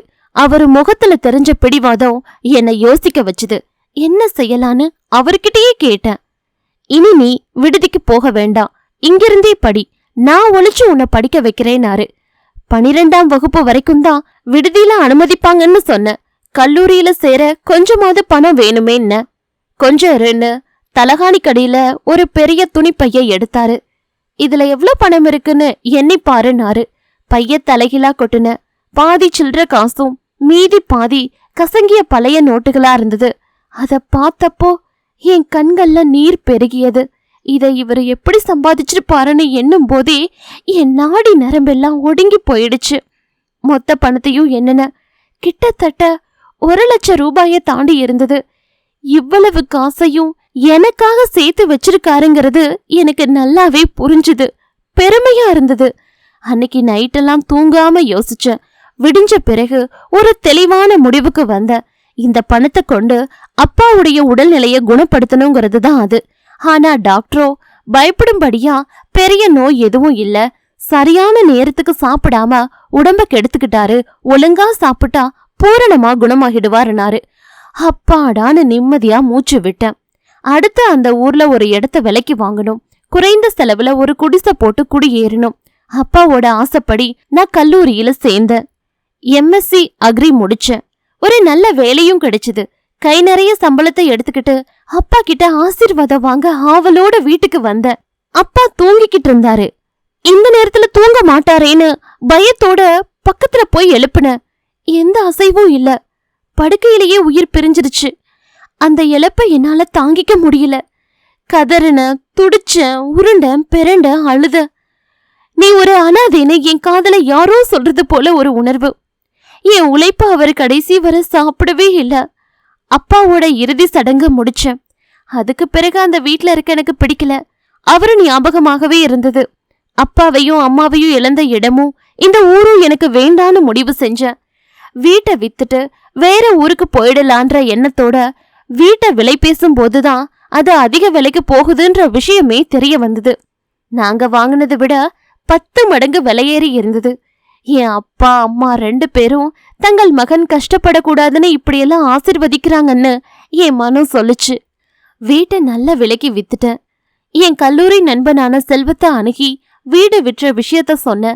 அவன்தான் எங்க ஊர்ல ஒரு இடம் விலைக்கு வருதுடா, நீ விருப்பப்பட்ட அதையே வாங்கிக்கோன்னு என்னை இந்த பூஞ்சோல கிராமத்துக்கு அழைச்சிட்டு வந்தான். இந்த ஊர்லயே வந்து செட்டில் ஆயிட்டேன். நான் பார்த்த வேலைய செல்வத்துக்கு வாங்கி கொடுத்துட்டேன். வேலைக்கு போய் தான் சம்பாதிக்கணும்ன்ற நியதி ஒன்னும் இல்ல. உண்மையான உழைப்பிருந்தா ஊதியம் தானா கிடைக்கும்னு அப்பா கிட்ட இருந்து கற்ற தொழில் பல நேரங்கள்ல கை கொடுத்தது. அவரு ரோட்ல வரைஞ்சாரு, நான் சுவத்துல வரைகிறேன். அவ்வளவுதான் வித்தியாசம். ஆனாலும் நிம்மதியா வாழ்றேன். இந்த நிம்மதியான வாழ்க்கை எத்தனை பேருக்கு கிடைக்கும் சொல்லுங்க நிலா? பேச்சை நிறுத்தி கேள்வியோடு அவளை ஏறிட்டான். நிலா பதில் சொல்ல முடியாமல் அமைதியானாள். அவள் கண்ணில் கண்ணீர். அத்தியாயம் 7. மணிமாறனின் கேள்விக்கு நிலாவால் பதில் சொல்ல முடியவில்லை. நிம்மதி இல்லாமல் தானே வீட்டை விட்டு ஓடி வந்தாள். இதை இவனிடம் எப்படி சொல்வது? இவனுடைய கஷ்டத்தை கேட்ட பிறகு தன்னுடைய கஷ்டம் பெரியதாக தோன்றவில்லை அவளுக்கு. அவளுடைய மௌனத்தை கரைத்தான் அவன். நிலா, நீங்க நிம்மதி இல்லாம இருக்கிறீங்கிறது புரியுது. அதுக்காக அந்த வட்டத்திலேயே சுத்திக்கிட்டு இருந்தா நிம்மதி கிடைச்சிடுமா? என்ன பாருங்க, இவ்வளவுக்கு பிறகும் நான் நிம்மதியாதானே இருக்கேன். எது நிம்மதிங்கிறத நாம முதல்ல புரிஞ்சுக்கணும். நிம்மதிங்கிறது அவரவருடைய எண்ணம் சார்ந்தது.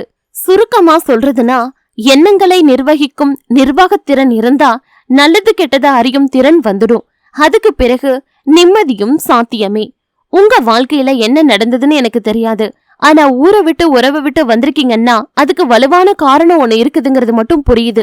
எந்த பிரச்சனையா இருந்தாலும் அதுக்கு தீர்வுன்னு ஒண்ணு உண்டு. முதல்ல பிரச்சனை என்னங்கிறத முழுமையா கண்டறியணும். அதை பகுத்தாய்ந்து புரிஞ்சு கொள்ளணும். அதுக்கு பிறகு அதை எப்படி சரி செய்யணும்ன்ற விஷயத்துல பொறுமையா கையாண்டு தெளிவான வழியில சரி செய்யணும். இப்ப சொல்லுங்க, உங்க பெற்றோருடைய சொல்லுக்கு கட்டுப்பட்டு பிடிக்காத திருமணத்துக்கு ஒத்துக்கிட்டீங்களோ? திருமண நாள் நெருங்க அதை எப்படியாவது தடுத்து நிறுத்திடணும்ன்ற உந்துதலால்தான் ஊரை விட்டு ஓடி வந்துட்டீங்களோ? சொல்லுங்க நிலா, என்ன நடந்ததுன்னு சொன்னாதானே தெரியும். நீங்க நினைக்கிறதையும் தாண்டி எல்லாமே நடந்து முடிஞ்சிருச்சு மிஸ்டர் மணிமாறன். புரியல, கொஞ்சம் தெளிவாதான் சொல்லுங்களே. எனக்கு திருமணம் ஆகிடுச்சு என்றால் நிலா தொடர்ந்தாள். எனக்கு திருமணமாகி 1 வருடம் ஆகுது. இந்த 1 வருஷத்துல உடல் அளவுலையும் அவருக்கு ஒரு நல்ல மனைவியா வாழ்ந்து அவரை சந்தோஷப்படுத்தியிருக்கேன். ஆனா மனசளவுல ஊனமான ஒரு வாழ்க்கை தான் வாழ்ந்தேன். சில காரணங்களால தொடர்ந்து அவருடன் வாழ முடியாதுன்னு தோன்றவே விலகி வந்துட்டேன், அவ்வளவுதான். நிலா சொல்லிவிட்டு அவன் முகத்தை ஏறிட்டாள். மணிமாறனின் முகம் இருண்டு கிடந்தது. அதிர்ச்சியில் உறைந்து போய் நின்றான். என்னாச்சு இவனுக்கு? ஒருவேளை என் மனச போல அவன் மனசும் என்ன நாடி இருக்குமோ? இருக்கலாம், அப்படித்தான் இருக்கணும். அதனாலதான் இவளுக்கு திருமணமானத சொன்ன உடனேயே அவனுடைய முகம் இருண்டு போனது. இருவருமே மனதுக்குள்ளேயே வைத்து புழுங்கி போவதை விட வெளிப்படையாக பேசி புரிந்து கொள்ளுவது நல்லதல்லவா? மனதுக்குள் உறுத்தி கொண்டிருப்பதை அவனிடமே கேட்டால் என்ன? நினைத்ததை செயல்படுத்தினாள். மிஸ்டர் மணிமாறன், காதல பத்தி நீங்க என்ன நினைக்கிறீங்க என்ற கேள்வியை வைத்தாள். கேட்டவளை யோசனையோடு நோக்கினான். பின் தொண்டையை செருமிக்கொண்டு பதில் சொல்லத் தொடங்கினான். இரு மனங்களும் ஒருவரை ஒருவர் நன்றாக புரிந்து கொண்ட பிறகு ஏற்படும் ஒரு வகையான புனித உணர்வைத்தான் நம்ம காதல்ங்கிறோம். காதல்ல பல வகை இருக்குதுங்க. கண்டதும் காதல், பழகிய பின் வரும் காதல், திருமணத்துக்கு முன் காதல், திருமணத்துக்கு பின் வரும் காதல், இப்படி பல வகை இருக்குதுங்க. இதுல நம்ம எந்த வகைங்கிறத கடைசியில சொல்றீங்க. நாமலா? என்ன சொல்றீங்க? நிலா கேட்டாள். உங்களுக்கு தெரியுங்க, ஆனா தெரியாத மாதிரி கேக்குறீங்க. சொல்றேங்க, அத கடைசியா சொல்றேன். கண்டதும் காதல்னு சொல்றாங்களே, அது என்ன தெரியுமா? ஒரு ஆண் ஒரு அழகிய பெண்ணை பார்க்கும்போது மனசுக்குள்ள காதல் கொள்றது. அவளை கண்ட உடனேயே அவனுடைய மனசுல பல பட்டாம்பூச்சிகள் பறக்கும். வானத்துல பறக்கிறது போல ஒரு உணர்வு ஏற்படும். கண்டதும் காதல் வருவதற்கு முக்கிய காரணம் என்ன தெரியுமா? அவனது மனசுல தன்னுடைய வருங்கால மனைவி எப்படி இருக்கணுங்கிறது குறித்த சில கற்பனை எண்ணங்கள் இருக்கும். அந்த வகையில தனது கற்பனைக்கு ஏற்ற ஒரு பொண்ணை சந்திக்கும் போது கண்டதும் காதல்ங்கிற உணர்வு ஏற்படுது. குறுந்தொகை பாடலில் கூட இந்த கண்டதும் காதலை பத்தி சொல்லப்பட்டிருக்கு. யாயும் ஞாயும் யாராகியரோ எந்தையும் நுந்தையும் எம்முறை கேளிர், யானும் நீயும் எவ்வளி அரிதும் செம்புல பெயல் நீர் போல அன்புடை நெஞ்சம்தாம் கலந்தனவை. இந்த பாடலுக்குரிய பொருள், தலைவனுக்கும் தலைவிக்கும் சந்தித்த முதல் பார்வையிலேயே காதல் ஏற்படுகிறது. இப்படி முன்பின் தெரியாத இளைஞனுடன் கண்டதும் காதல் ஏற்பட்டதால் தலைவிக்கு தலைவன் மேல் ஐயம் ஏற்படுகிறது. எங்கே தன்னை விட்டு விலகி சென்று விடுவானோ என்ற பயம்தான் அது. தலைவியின் மனதை அறிந்த தலைவன் செம்மண் நிலத்தோடு சேர்ந்த நீரை எவ்வாறு பிரிக்க முடியாதோ அதுபோல நம்ம இருவரையும் பிரிக்க முடியாது என்று உறுதியளிக்கிறான். என் தாயும் உன் தாயும் வேறு, என் தந்தையும் உன் தந்தையும் வேறு. எந்த உறவின் வழியாக நானும் நீயும் அறிந்து கொண்டோம்? செம்மண் நிலத்தில் பெய்த மழைநீர் போல அன்புடைய நம் நெஞ்சம் தானாக ஒன்றுபட்டு விட்டது. இப்படியாக கண்டதும் காதலை பற்றி அந்த பாடல்ல சொல்லப்பட்டிருக்கு. சரி, இப்ப நம்ம விஷயத்துக்கு வருவோம். அதத்தான் நான் சொல்லலாம்னு நினைச்சேன். குறுந்தொகையும் தலைவன் தலைவி கதையும் எதுக்குங்க நமக்கு? நம்மள பத்தி பேசுவோமே. இருங்க சொல்ல வரதுக்குள்ள அவசரப்பட்டா எப்படி? சொல்லத்தானே போறேன். திருமணத்துக்கு பின் வந்த காதல் உங்களது என்றான் சுரத்தே இல்லாத குரலில். பட்டென்று அவனை ஏறிட்டாள். அதாவது தனக்கு வரப்போற கணவன் இப்படியெல்லாம் இருந்தா நல்லா இருக்கும்ன்ற எண்ணத்தோட தான் ஒவ்வொரு பொண்ணும் மணமேடை ஏறுறாங்க. ஆனா அப்படிப்பட்ட கணவன் பாதிக்கு பாதி பேருக்கு கூட அமையறதில்ல. இதனால அந்த பெண்ணின் வாழ்க்கை நிம்மதியின்றி தவிக்குது. அப்படிப்பட்ட நேரங்கள்ல தன் மனசுக்கு பிடிச்ச மாதிரி தன்னை புரிஞ்சுக்கிட்ட தன்னுடைய கருத்துக்கு ஒத்து போற ஒரு நபரை சந்திக்கும் போது தன்னையும் மீறி அவன் பால் அவளுக்கு ஒரு லைப்பு உருவாகிடுது. இத தப்புன்னோ காமம்னோ சொல்ல முடியாது. நடுக்கடல்ல மாட்டிக்கிட்டவனுக்கு கரையை அடைய ஒரு படகோ கட்டுமரமோ கிடைச்சா வேண்டாம்னா சொல்லுவான். உயிரை மீட்க வந்த தெய்வமாத்தான் நினைப்பான். அப்படித்தான் இதுவும். அந்த அன்பான நபரை மனம் தேடும். அவரு பேசுற ஒரு வார்த்தைக்காக அவளுடைய மனம் ஏங்கும். அது போன்ற தருணங்கள்ல கணவன், குடும்பம், சொந்த பந்தம் எல்லாமே வெறுப்பா சுமையா மாறிடும். அது மாதிரியான சூழ்நிலைகள்ல அவள் எடுக்கிற முடிவு ரெண்டு தான். ஒண்ணு, அது மாதிரியான சூழ்நிலைகள்ல தன் ஆசைகள் எதிர்பார்ப்புகள் எல்லாத்தையும் குழி தோண்டி புதைச்சிட்டு வெறும் மரக்கட்டையா குடும்பத்துக்காகவே வாழ்றது. மற்றொன்று, எதுவுமே வேண்டான்னு உதறி தள்ளிட்டு அந்த வீட்டை விட்டு வெளியேறது. இதுல ரெண்டாவதுதான் நீங்க செய்யறீங்க, அப்படித்தானே? பேச்சை நிறுத்தி அவளின் பதில் வேண்டி அவள் முகத்தை உற்று நோக்கினான். சற்றும் யோசிக்காமல் நிலாவிடமிருந்து அந்த பதில் வந்தது. ஆமா மிஸ்டர் மணிமாறன், நீங்க சொல்றது 100% உண்மை. அத இல்லைன்னு மறுத்து என்ன நானே தாழ்த்திக்க விரும்பல. எல்லாத்தையும் உதறி தள்ளிட்டு நான் வீட்டை விட்டு வெளியில வந்தேன். என்னுடைய சூழ்நிலையில வேற எந்த பொண்ணா இருந்திருந்தா தற்கொலை பண்ணியிருப்பான். ஆனா அத தப்புன்னு என் பகுத்தறிவு உணர்த்துச்சு. அதனாலதான் அப்படிப்பட்ட தவறான முடிவுக்கு போகாம வீட்டை விட்டு வெளியில வந்தேன். நான் எப்படிப்பட்ட வாழ்க்கை வாழ்ந்தேன், எந்த சூழ்நிலையில வெளியில வந்தேங்கிறத கண்டிப்பா உங்ககிட்ட சொல்லுவேன். இப்போதைக்கு அத சொல்ல வேண்டாம்னு நினைக்கிறேன். நானா சொல்ற வர அத பத்தி என்கிட்ட எதுவும் கேட்க கூடாது. சரி நிலா, உங்களுக்கு விருப்பம் இல்லாத விஷயத்த நான் கேட்க மாட்டேன். கடைசி வரைக்கும் சொல்லாமலேயே விட்டுடலாம். ஏன்னா காயங்களை திரும்ப திரும்ப புரட்டும் போது அது ஆறாது, ரணமாத்தான் மாறும். ஆனா மணிமாறன், உங்களை பத்தி நீங்க சொல்லவே இல்லையே. அதாவது திருமணத்துக்கு பின் வந்த காதல் என்னுடையதுங்கிறீங்க. அப்படின்னா கண்டதும் காதல் உங்களுடையதா? அந்த அதிர்ஷ்டசாலி யாருன்னு தெரிஞ்சுக்கலாமா? கண்டிப்பா தெரிஞ்சுக்கணும் நிலா.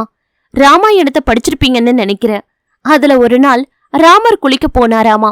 அம்ப செங்குத்தா நிறுத்தி வச்சுட்டு போனாரா. குளிச்சுட்டு வந்து பார்த்தா அம்பு தவளை ஒன்றின் மேல் குத்தி இருந்ததாம். தவளை கிட்ட நான் குத்தும் போது நீ ஏன் சத்தம் போடலன்னு கேட்டாராம். அதுக்கு தவளை, யாராவது என்ன துன்புறுத்தி இருந்தா நான் ராமான்னு அழைச்சிருப்பேன். ராமரை துன்புறுத்துனா நான் யார் பேரை சொல்லி அழைக்கிறதுன்னுச்சான். அத போலத்தான் என்னுடைய நிலையும் என்று சொன்னவன் தன்னுடைய செல்லை எடுத்து ஆன் பண்ணி பார்த்துவிட்டு, இன்னொரு நாள் பேசலாம் நிலா, ஒரு வேலை இருப்பதாக அழைக்கிறாங்க, நான் போகணும் சொல்லிக்கொண்டு அந்த இடத்தை விட்டு அகன்றான். அத்தியாயம் 8. மணிமாறன் வெளிப்படையாக சொல்லாவிட்டாலும் இவள் மேல் கொண்ட காதலை நாசுக்காக சொன்ன விதம் இவள் மனதில் பன்மடங்கு அவன் உயர்ந்தான் என்பதுதான் உண்மை. இவளுக்கு மட்டும் திருமணம் ஆகாமல் இருந்திருந்தால் அவன் கொண்ட காதலை முகத்துக்கு நேராக வெளிப்படுத்தி இருப்பான். திருமணமான பெண் என்று தெரிந்ததும் தன் மனதில் உள்ளதை மறைத்து மேலோட்டமாக பேசிவிட்டு விலகி சென்றானே, அந்த செயலே அவனை சிறந்த மனிதன் என்று முத்திரை பதிக்கிறது. உண்மையிலேயே இவன் உயர்ந்த மனிதன்தான். நிலா தெளிந்த மனதோடு திரும்பி வீடு நோக்கி சென்றாள். நிலாவின் வரவுக்காக காத்திருந்த தாமரை நிலாவிடம் வந்து ஒரு கவரை நீட்டினாள். என்ன கவருடி? எடுத்துதான் பாரே. கவருக்குள் கைவிட்டு உள்ளே இருந்த புகைப்படத்தை வெளியில் எடுத்தாள். அது ஒரு இளைஞனின் படம். சிரித்த முகத்தோடு பளிச்சென்றிருந்தது. ஹே தாமரை, யார் இது? உனக்கு பாத்திருக்க மாப்பிள்ளையா? ஆமாண்டி, இப்பதான் புரோக்கர் வந்து குடுத்துட்டு போறாரு. உன்கிட்ட காட்டலான்னு தான் உன்னை தேடிக்கிட்டு இருந்தேன். ஆமா, நீ எங்க போன? சும்மா வாக் போன. அங்க மிஸ்டர் மணிமாறனை பார்த்தனா? பேசிக்கிட்டு இருந்ததுல நேரம் போனதே தெரியல. சரி, நீ என்ன தேடுவியோன்னு தான் வேக வேகமா ஓடி வந்த. சரி சரி, இப்பெல்லாம் என்னை விட மணிமாறன் அண்ணன் தான் உனக்கு முக்கியமா போயிட்டாரு, அப்படிதானே? அப்படியெல்லாம் ஒன்னும் இல்ல. அவர்கிட்ட பேசிக்கிட்டு இருந்தா மனசுக்கு கொஞ்சம் ஆறுதலா இருக்குடி. அதுவும் அவர் வாழ்ந்த வாழ்க்கையும் கடந்து வந்த பாதையையும் கேட்டப்போ என்னோட கஷ்டம் எல்லாம் ஒரு கஷ்டமே இல்லைன்னு தோணுது. சரி, அதை விடு. மாப்பிள்ள எங்க வேலை செய்யறாரு? என்ன படிச்சிருக்காரு? அதுவா, பேங்க்ல வேலை செய்யறாருடி. எம்காம் வர படிச்சிருக்காரு. இவர்தான் மூத்த பிள்ளையாமா. இவருக்கு கீழ் 2 தம்பிகளாம். அப்பா அம்மா 2 பேரும் காட்டு வேலைக்கு தான் போறாங்களாம். ஓ, மாப்பிள்ளைக்கு படிப்பு நல்ல வேலையும் இருக்கும்போது யோசிப்பானே, முடிச்சிட வேண்டியது தானே? அதத்தாம்மா நானும் சொல்றேன். கஷ்டமோ நஷ்டமோ கடனை உடனே வாங்கி கல்யாணத்தை முடிச்சிடலான்னு சொல்றேன். இவளும் இவ அப்பாவும் பிடி கொடுத்து பேச மாட்றாங்க. இவ அண்ணக்காரனுக்கு போனை போட்டு சொன்னா நேர்ல வந்து பேசுறேன்னு சொல்லிட்டு போனை வச்சுட்டான். நீயாவது கொஞ்சம் சொல்லுமா, சட்டு புட்டுன்னு இவ கல்யாணத்தை முடிச்சிட்டேன்னா எங்களுக்கு கொஞ்சம் பாரம் குறையும் இல்ல? அவங்க உடனே கல்யாணத்தை வைக்கணும்னு சொல்றாங்க. இவ என்னடானா, நகை நட்டெல்லாம் எதுவும் இல்ல, 1 வருஷம் போகட்டும்ங்கிறா. என்ன ஏதுன்னு நீதான் உன் ஃப்ரெண்டு கிட்ட கேட்டு சொல்லணும். என்னடி? தோழியை ஏறிட்டாள் நிலா. நிலா, உனக்கு தெரியாதது ஒன்னும் இல்ல. அம்மா அப்பா 2 பேருக்குமே வயசாகிடுச்சு. காட்டு வேலைக்கு போறதில்ல. அண்ணன் ஒருத்தரோட சம்பளத்துல தான் இந்த குடும்பம் ஓடுது. நகையோ பணம் காசோ ஒண்ணுமே இல்ல. இவங்களோட உழைப்பு எங்களை படிக்க வைக்கிறதுலயே கரைஞ்சு போயிடுச்சு. இந்த நிலையில 1 லட்சத்துல பைக்கும் 30 சவரன் நகையும் கேக்குறாங்க அந்த மாப்பிள்ள வீட்டுக்காரங்க. எங்க குடும்ப நிலைமை தெரிஞ்சும் இப்படி கேக்குறாங்கன்னா, நாளை பின்னால அது வேணும் இது வேணும்னு கேட்டாங்கன்னா இவங்க என்ன பண்ணுவாங்க? எங்க அண்ணன் தான் எங்க போகும்? அதனாலதான் 1 வருஷம் போகட்டும், நான் வேலைக்கு போறேன், கொஞ்சம் காசு சேர்த்துட்டு அப்புறமா கல்யாணம் பண்ணிக்கிறேன்னு சொல்றேன். இதுல என்னடி தப்பு? தாமரையின் பேச்சை கேட்டு நிலா அசந்து போனாள். நல்லது கெட்டதை ஆராய்ந்து நிதானமாக பக்குவமாக பேசியவளை பார்க்கும்போது மிகவும் வியப்பாக இருந்தது. இவ்வளவு கஷ்டப்படும் இவர்களோடு தங்கிக் கொண்டு அவர்களுக்கு மேலும் கஷ்டத்தை கொடுக்கிறோமே என்ற எண்ணம் நிலாவின் மனதை வருத்தியது. தன்னாலான உதவிகளை இவர்களுக்கு செய்ய வேண்டும், இல்லை என்றால் கொஞ்ச நாளிலேயே இங்கிருந்து கிளம்பிவிட வேண்டும் என்ற முடிவுக்கு வந்தாள். என்னடி நிலா, எதுவும் பேச மாற்ற? தாமர, வேலை எங்காவது இருந்தா விசாரி, நம்ம 2 பேரும் சேர்ந்து போவோம். என்னடி சொல்ற? உன் வீட்டுக்கு போகணும், உன் ஹஸ்பண்ட் கூட வாழணுங்கிற எண்ணம் எல்லாம் இல்லையா? இப்போதைக்கு அந்த எண்ணம் எல்லாம் இல்ல. எப்ப தோணுதோ அப்ப சொல்றேன். உன்னை திருத்தவே முடியாது. நீயா திருந்தினாதான் உண்டு. சரி சரி, இப்போதைக்கு கல்யாணத்தை ஒரு 6 மாசத்துக்கு தள்ளி வை. அதுக்குள்ள ஏதாவது ஒரு மாற்றம் ஏற்படும். நான் சொல்றது நல்ல மாற்றம், புரியுதா? புரியுது நிலா. 2 பேருக்குமே அது நல்ல மாற்றமாய் ஏற்படணும்டி. அடுத்த நாளே தோழிகள் இருவரும் வேலை தேடும் படலத்தில் இறங்கினர். பஸ் பிடித்து பக்கத்து ஊர்களுக்கெல்லாம் கூட சென்று தேடினர். இவர்கள் நினைத்த மாதிரி எந்த வேலையும் இவர்களுக்கு செட் ஆகவில்லை. சோர்வோடு வீடு திரும்பும் வழியில் மணிமாறனை பார்த்தார்கள். உச்சி வெயிலில் ரோட்டோர சுவற்றில் கட்சி தலைவர் ஒருவருடைய படத்தை வரைந்து கொண்டிருந்தான். இருவரையும் பார்த்தவுடன் முகமலர்ச்சியோடு வரைந்து கொண்டிருந்த படத்தை பாதியிலேயே விட்டுவிட்டு இவர்களை நோக்கி வந்தான். எங்க போயிட்டு வரீங்க இந்த கொளுத்துற வெயில்ல? வேலை விஷயமா இவர்கள் சென்று வந்த விவரத்தை சொன்னார்கள். அதை கேட்டவுடன் அவன் விழுந்து விழுந்து சிரித்தான். சினிமால வர மாதிரி நினைச்ச உடனேயே வேலை கிடைச்சிடுமா என்ன? அப்படி கிடைச்சாலும் எதிர்பார்க்கிற சம்பளம் கிடைக்காது. ஆமா அண்ண, நீங்க சொல்றதும் சரிதான். சரி சரி, வெயில் ரொம்ப ஓவரா இருக்கு. சாயந்தரமா வீட்டு பக்கம் வாங்க, வேலை விஷயமா பேசலாம். இருவரும் தலையசைத்து விட்டு வீட்டை நோக்கி நடந்தனர். ஏண்டி தாமர, இவருக்கே வேலை இல்லாம ரோடு ரோடா வரைஞ்சிட்டு இருக்காரு. இவரு நமக்கு வேலை வாங்கி தரப்போறாரா? அப்படி சொல்ல முடியாது நிலா. மணிமாறன் அண்ணனுக்கு நிறைய பேரை தெரியும். ஏதாவது ஒரு வேலை வாங்கி தரும். சாயந்தரமா போய் பாப்போம். என்னமோ நீ சொல்ற, எனக்கு நம்பிக்கை இல்ல. சரி, போய்தான் பாப்போமே. அன்று மாலை மணிமாறன் வீட்டு கேட்டை திறந்து கொண்டு இருவரும் உள்ளே சென்றனர். நிலாவின் கண்கள் வியப்பில் அகன்றனர். ஏனென்றால் ஒரு பூந்தோட்டமே வீட்டின் முன்பகுதியை அழகுபடுத்திக் கொண்டிருந்தது.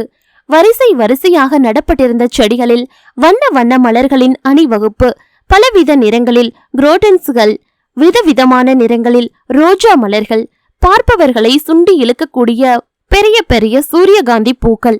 அப்பப்பா, இவ்வளவு அழகான தோட்டத்தை இதற்கு முன் இவள் பார்த்ததே இல்லை. வீட்டிற்குள் இருந்த நாய் குரைக்கும் சத்தம் கேட்கவே நிலா பதற்றத்தோடு தாமரையின் கரங்களை பற்றினாள். பயப்படாம வாங்க, கடிக்காது. புதுசா யாராவது வந்தா இப்படித்தான் குறைக்கும் என்று சொன்னபடி மணிமாறன் வெளியில் வந்து இவர்களை வரவேற்றான். அத்தியாயம் 9.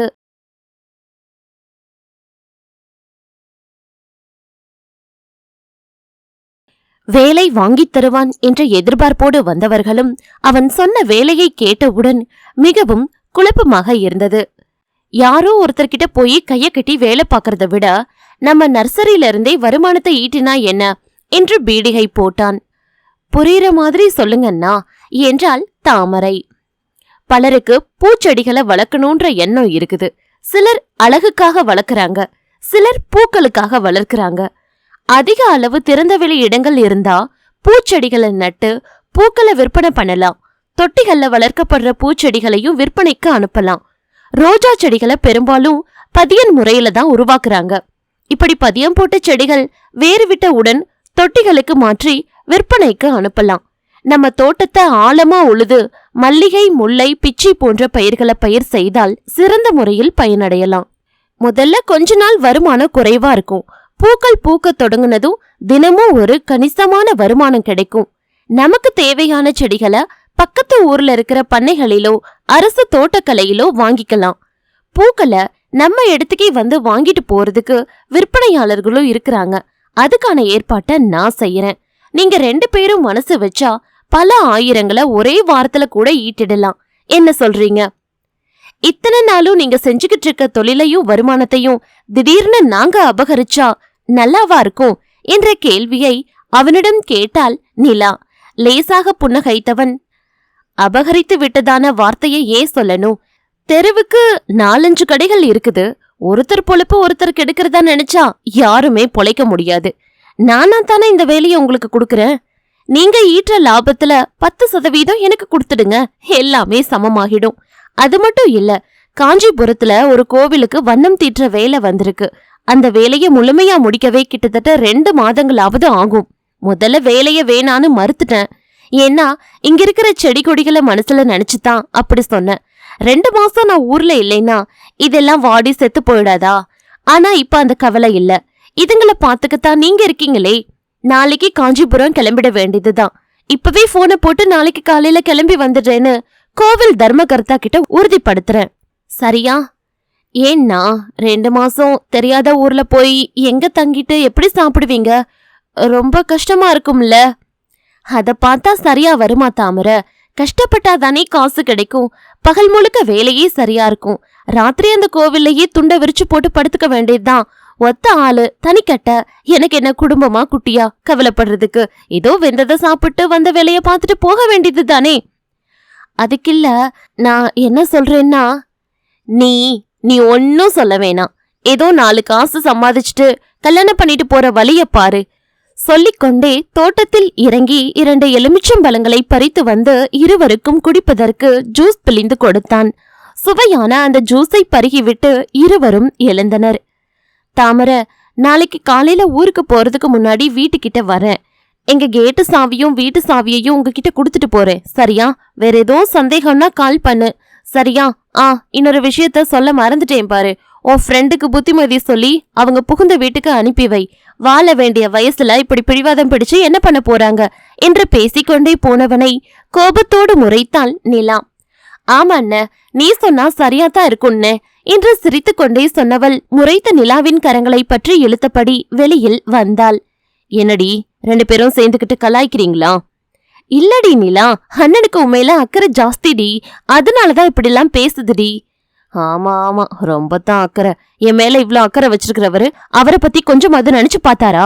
இத்தனை வயசு வரைக்கும் கல்யாணமே பண்ணிக்காம கட்ட பிரம்மச்சாரியா இருக்கிறாரே, அதுக்கு என்ன அர்த்தம்னு கேட்க வேண்டியது தானே. நீ சொல்றதும் சரிதாண்டி. ஊருக்கு போயிட்டு வரட்டும், என்ன ஏதுன்னு கேட்டு ஒரு முடிவு கட்டலாம். முதல்ல அதை செய். பேசிக்கொண்டே இருவரும் வீட்டை அடைந்தார்கள். அடுத்த நாள் அதிகாலையிலேயே வீட்டு வாசலில் வந்து நின்றான் மணிமாறன். தாமரையை அழைத்து வீட்டின் சாவியையும் 5000 பணத்தையும் கொடுத்தான். ஏதாவது சிறு சிறு செலவுகள் இருக்கும். விதை வாங்கணும், உரம் வாங்கணும்னா இத பயன்படுத்திக்கோ என்றான். வேறு ஏதாவது தேவை என்றால் தன்னுடைய நம்பருக்கு கால் பண்ணுமாறு சொல்லிவிட்டு விடை பெற்று கொண்டு கிளம்பினான். நிலா நின்ற பக்கம் அவன் திரும்பி கூட பார்க்கவில்லை. நிலாவுக்கு கொஞ்சம் கஷ்டமாகத்தான் இருந்தது. ஆனால் அதை அவள் வெளிக்காட்டிக் கொள்ளவில்லை. முகவாட்டத்தோடு அவன் சென்ற திசையையே பார்த்தபடி நின்றாள். நிலா, என்னாச்சுடி, ஒரு மாதிரியா இருக்க? ஒன்னும் இல்லடி என்று சொல்லிக் கொண்டிருக்க, தாமரை கொஞ்சம் தண்ணி எடுத்துட்டு வாமா. பின்புறத்தில் இருந்து குரல் கேட்கவும் 2 பேரும் ஒரே நேரத்தில் திரும்பி பார்த்தார்கள். அங்கே மணிமாறன் தான் நின்றிருந்தான். தண்ணி கொஞ்சம் எடுத்துட்டு வா தாமரை. இதோ ஒரு நிமிஷம் எடுத்துட்டு வரேன்னா. தாமரை உள்ளே சென்ற மறு நிமிடமே நிலாவின் பக்கம் திரும்பினான். நம்ம 2 பேரும் பேசுறத வச்சு தாமரை தப்பா கிப்பா எடுத்துக்க போகுது. என்ன பத்தின பேச்சுல கொஞ்சம் கவனமா இருக்கணும் நிலா. அப்படி ஒன்னும் நாம தப்பா பழகலையே. மனசு நினைக்கிறத தான் வாய் பேசணும்னு ஒன்னும் அவசியம் இல்ல. சில நேரங்கள்ல வாய் பொய் கூட பேசும். ஆனா நான் அப்படி இல்ல. அப்படியா? சந்தோஷங்க. எங்க இருந்தாலும் நீங்க நல்லா இருக்கணும், அதுதான் என்னோட ஆசை நிலா. தாமரை வருவது கண்ணில் படவே அவள் கிட்டே வருவதற்குள் இவனிடம் இதை கேட்டுவிட வேண்டும் என்ற முடிவோடு கேட்டாள். மிஸ்டர் மணிமாறன், உங்க அம்மாவுடைய பேர் என்ன? அதிர்ச்சியோடு அவளை ஏறிட்டான். பிறகு மெல்லிய குரலில் பதில் சொன்னான். என் அம்மாவோட பேரு நிலவழகி. நிலாவின் முகமாற்றத்தை கவனிக்காமல் தாமரை கையில் இருந்த தண்ணீரை வாங்கி மடமடவென்று குடித்துவிட்டு சொம்பை திருப்பிக் கொடுத்துவிட்டு வேகமாக அந்த இடத்தை விட்டு நகர்ந்தான். நிலவழகி, நல்ல பெயர். முதலில் இவளுடைய பெயரை கேட்டவுடன் முகம் மாறினானே, அதற்கு காரணம் இப்போது புரிந்தது. தாயோட அன்புதான் கிடைக்கல. தாயை ஒத்த அன்புடைய ஒரு பெண் தனக்கு துணையாக கிடைத்தால் எவ்வளவு நன்றாக இருக்கும் என்று அவன் எண்ணி இருக்கலாம். அதனால கூட இவகிட்ட நெருங்கி பழகி இருக்கலாம். நிலா தன் மனதை இப்படித்தான் சமாதானப்படுத்திக் கொண்டாள். அதற்கும் அடுத்த நாளில் இருந்து இவர்கள் இருவரும் தங்கள் வேலைகளில் கவனம் செலுத்த ஆரம்பித்தார்கள். செடிகளுக்கு தண்ணீர் ஊற்றுவது, பூச்செடிகளுக்கு உரமிடுவது, சிறு சிறு பாத்திகளை உருவாக்கி கீரை காய்கறி விதைகளை தூவி அது செழித்து வளர்வதை பார்த்து மகிழ்ச்சியில் திளைத்தார்கள். கிட்டத்தட்ட 2 வாரங்களிலே ஓரளவு வருமானத்தை ஈட்டினார்கள். இடையிடையே மணிமாறனுக்கு போன் பண்ணி இங்கு தாங்கள் செய்கிற வேலைகளை பற்றி தெரியப்படுத்தினார்கள். அவன் கொடுத்த நம்பரை நோட் பண்ணி அவர்களுக்கு கால் பண்ணி செடிகளை வெளியூருக்கு அனுப்பினார்கள். அப்படி அனுப்பிய செடிகள் மூலம் நல்ல வருமானம் கிடைத்தது. சில இடங்களில் பேமெண்ட் வர தாமதமானது. அது போன்ற இடங்களுக்கு நேரில் சென்று பணத்தை வசூல் பண்ணி கொண்டு வந்தார்கள். முதலில் ஸ்லோவாக ஆரம்பித்த வேலை பிறகு சூடு பிடித்தது. கிட்டத்தட்ட 1 மாதத்திற்கு பிறகு பல ஆயிரங்கள் இவர்கள் அக்கவுண்டில் சேர்ந்தது. தோட்டக்கலை என்ற பத்திரிகையில் இருந்து வந்து இவர்களை பேட்டி எடுத்துவிட்டு கூட சென்றார்கள். ஓரளவுக்கு வெளி ஊர்களுக்கும் வெளி இடங்களுக்கும் இவர்களுடைய உழைப்பு தெரிய வந்தது. இப்படி சந்தோஷமும் உழைப்பும் சேர்ந்து தன்னம்பிக்கையை கொடுத்து கொண்டிருக்கும் சமயத்தில் நிலாவை தேடிக்கொண்டு அவள் கணவன் பிரபாகரன் வந்து நின்றான். அத்தியாயம் 10. அன்று காலையிலேயே எழுந்ததிலிருந்தே தோழிகள் இருவரும் பம்பரமாக சுழன்று கொண்டிருந்தார்கள். தங்கள் வேலைகளை முடித்துக்கொண்டு விரைவாகவே நர்சரிக்கு கிளம்பிவிட்டார்கள். அங்கு புதிதாய் பதியம் போடப்பட்டிருந்த ரோஜா செடிகளை வேறு தொட்டிகளுக்கு மாற்றி நீர் வார்த்தார்கள். வெளியூருக்கு அனுப்ப வேண்டிய செடிகளை தனித்தனியாக பிரித்து வைத்தார்கள். அதற்குள் அரும்பு கிள்ள வந்த பெண்ணை தோட்டத்துக்கு அழைத்து வந்தான். நர்சரியை பார்த்து கொள்ளும் மணி. மணி, இது யாரு புதுசா இருக்கு? அரும்பு எடுக்க வருமே ராணி அக்கா, அதோட பொண்ணுமா இது? ராணி அக்காவுக்கு உடம்புக்கு சரியில்லையா, அதான் பொண்ணு அனுப்பியிருக்கு. பாக்க சின்ன பொண்ணா இருக்கே, ஸ்கூலுக்கு போகலையா? தாமரை கேட்க என்று தலையசைத்தாள். என்ன படிக்கிற? உன் பேர் என்ன? 9வதுக்கா. பேரு ரேவதிக்கா. ஏன் ஸ்கூலுக்கு போகல? அது அப்பா குடிச்சு குடிச்சு கொடல அரிச்சு படுத்த படுக்கையா கிடக்கு. ஆத்தாளுக்கும் 2 நாளா சொரம். வீட்டுல சோறாக்க காசு இல்ல, அதான் பள்ளிக்கூடத்துக்கு லீவு போட்டுட்டு 2 நாளா அரும்பெடுக்க வரேன். படபடப்போடு பேசிய அந்த பெண்ணை வியப்போடு நோக்கினாள் நிலா. 9வது படிக்கும் போதே இந்த அளவுக்கு மெச்சூரிட்டியோட இருக்காளே என்று எண்ணியது இவள் மனம். சரிக்கா, ஏற்கனவே லேட் ஆயிடுச்சு, அரும்பு கிள்ளிட்டு வர, பேசிக்கிட்டு நின்னா வேலை கெட்டுடும் சொல்லிக்கொண்டே தோட்டத்துக்குள் நுழைந்தாள் சிறுமி ரேவதி. ஏண்டி தாமரை, இந்த சின்ன பொண்ணு ரேவதிய பார்த்தா எனக்கு ஆச்சரியமா இருக்குடி. இந்த வயசுல எவ்ளோ பொறுப்பா பேசுறா பாரு. ஆமாண்டி, பாக்க சின்ன பொண்ணாட்டம் இருக்கா, ஆனா பேச்சு பாரு பெரிய மனுஷியாட்டம். ஏய் தாமரை, மறந்துட்டேன் பாரு, வரும்போது மறக்காம முருங்கைக்கீரை உடைச்சிட்டு வர சொன்னாங்க அம்மா. மணிக்கிட்ட சொல்லு, உடைச்சு கொடுக்கும். மணி எங்க? மணி மணி. மணியை அழைத்தபடி கேட்டுக்கு அருகே வந்தாள் தாமரை. அப்போது கேட்டை உரசியபடி வந்து நின்றது அந்த கார். காரில் இருந்து இறங்கியவனின் முகம் பரிச்சயமாக தெரியவே யோசனையோடு நீங்க என்று அவன் முகத்தை ஏறிட்டாள். நான் பிரபாகரன். நீங்க தாமரையா? ஆமா என்ன தலையசைத்தவள் பளிச்சென்று அவனை அடையாளம் கண்டு கொண்டாள். நிலாவின் கணவர். ஓ சாரி, வாங்க வாங்க, டக்குன்னு ஸ்ட்ரைக் ஆகல, அதான். வாங்க, நிலா உள்ளதா இருக்கா. நான் நிலாவை பார்க்கணும். ஏய் நிலா, யாரு வந்திருக்காங்கன்னு வந்து பாரு. தாமரையின் கணீர் குரலில் கேட்டு பக்கம் வந்தாள் நிலா. அங்கே நின்றிருந்தவனை பார்த்தவுடன் அவள் முகம் இருண்டு போனது. கண்களில் சிவப்பேற நடுங்கிய உதட்டை பற்களால் கடித்து மனதின் படபடப்பை குறைத்தாள். தோழியின் தோள்களை பற்றி தன்னை நிலைப்படுத்திக் கொள்ள மிகவும் கஷ்டப்பட்டாள். நிலாவின் மனநிலையை புரிந்து கொண்ட தாமரை ஆறுதலாக அவள் கரங்களை பற்றி அழுத்தினாள். தைரியமாயிரு என்று ஆறுதல் சொல்வது போல் இருந்தது தாமரையின் அந்த செய்கை. பிரபாகரனுக்கு அதற்கு மேல் பொறுமை இல்லை போலும். தன் கையில் வைத்திருந்த பேப்பரை நிலாவின் முகத்தருகே நீட்டினான். டா, இதுல ஒரு சைன் போடு. சொன்னவனின் பார்வை நிலாவின் உடல் முழுவதையும் அளவெடுத்தது. அந்த பார்வையில் ஒரு ஏளனம் தெரியவே கோபத்தோடு அவனை ஏறிட்டாள். கணவன் மனைவியை தனியே விட்டுவிட்டு மெல்ல விலகினாள் தாமரை. என்ன இது? கேட்டுக்கொண்டே அவன் கரங்களில் இருந்து பேப்பரை வாங்கினாள். டைவர்ஸ் பண்றதுக்கான ஃபார்ம். நம்ம 2 பேரும் மனமொத்து பிரியறது போல அப்ளை பண்ணிருக்கேன். அதுக்கு 2 பேரோட சைனும் வேணும். அதுதான் உன்னை தேடிக்கிட்டு இவ்ளோ தூரம் வர வேண்டிய சூழ்நிலை ஆகிடுச்சு. எப்படி நீ இருக்க இடம் தெரிஞ்சதுன்னு நினைக்காத. பேப்பர்ல தோட்டம் அமைக்கிறத பத்தி நீங்க 2 பேரும் கொடுத்த பேட்டிய பார்த்துதான் இந்த ஊருக்கே வந்தேன் என்று பேசிக் கொண்டிருந்தவனை இடைமறித்தாள். இல்லனா என்ன கண்டுபிடிச்சிருக்கவே முடியாது. நீங்க விரும்புற டைவர்ஸும் தள்ளி போயிருக்கும், அதானே? அவள் கேள்விக்கு பதில் ஏதும் சொல்ல முடியாமல் அமைதியாக நின்றான் அவன். முடியாது, கண்டிப்பா இத மறுத்து அவனால் பேச முடியாது. நான் சொல்வது முழுக்க முழுக்க உண்மைதானே? இல்லை என்று அவனால் எப்படி மறுக்க முடியும்? இவளிடமிருந்து விவாகரத்து பெற்று விலகி போனால்தானே அவன் நினைத்த வாழ்க்கையை அவனால் வாழ முடியும் என்று நினைத்தவளுக்கு அழுகை குமரிக்கொண்டு வந்தது. மிகவும் கஷ்டப்பட்டு அழுகையை அடக்கினாள். அவனே இவளை வேண்டான்னு நினைக்கும் போது இவ மட்டும் ஏன் அவனை நினைச்சுக்கிட்டு வாழணும்? 2 பேரின் சிந்தனையும் வேறு வேறு, 2 பேரின் விருப்பமும் வேறு வேறு, 2 பேரின் கொள்கையும் வேறு வேறு, 2 பேரின் குறிக்கோளும் வேறு வேறு. வாழ்க்கையின் பாதை மட்டும் ஒரே திசையில் செல்ல வேண்டும் என்று நினைப்பது எந்த விதத்திலையும் நியாயமே இல்லை. அவனை பொறுத்தவரை அவனுக்கு தேவைப்பட்டது இவளுடைய உடலும் பணமும் மட்டும்தான். அதை கூட இப்ப வேண்டாம் என்று மறுக்கிற அளவுக்கு வந்திருக்கிறான் என்றால் அதற்கு முழு காரணம் அவள் ஒருத்திதான். அந்த அவள் வேறு யாரும் அல்ல, அவன் ஆபீஸில் உடன் வேலை பார்ப்பவள்தான். 5 வருடங்களாக அவளோடு பழகிய பழக்கம் நெருக்கமாக மாறி ஈருடல் ஓருயிர் என்ற நிலைக்கு வந்த பிறகுதான் இவளுக்கே தெரிந்தது அவனுடைய லட்சணம். அதுவும் வேறு யாராவது சொல்லி இருந்தால் அதை இவள் நம்பி இருக்க மாட்டாள். அவளை தெரிந்து கொண்டதுதான். அவ்வளவு நம்பகரத்தரமாக இவளிடம் நடித்து கொண்டிருந்தான் அவள் கணவன். அன்று அவனிடம் கேட்காமல் அதை கண்டு கொள்ளாமல் இருந்திருந்தாள் என்றால் இன்று வரை இவளை ஏமாற்றிக் கொண்டு 2 வாழ்க்கை வாழ்ந்து கொண்டிருப்பான். ச்சே, அவனோடு வாழ்ந்த நாட்கள் எவ்வளவு மோசமான நாட்கள்! நினைக்க நினைக்க மனது முழுவதும் அனலாய் கொதித்தது. அவன் முகத்திலேயே விழிக்கக்கூடாது என்றுதானே இவ்வளவு தூரம் ஓடி வந்தாள். இவன் என்னடாவென்றால் இவளை விடாமல் துரத்தி கொண்டு இங்கேயே வந்து விட்டானே. இல்ல, நான் நினைக்கிறது தப்பு. நான் வேணும்னோ என்ன மறக்க முடியாமலையும் அவன் தேடிக்கிட்டு வரல.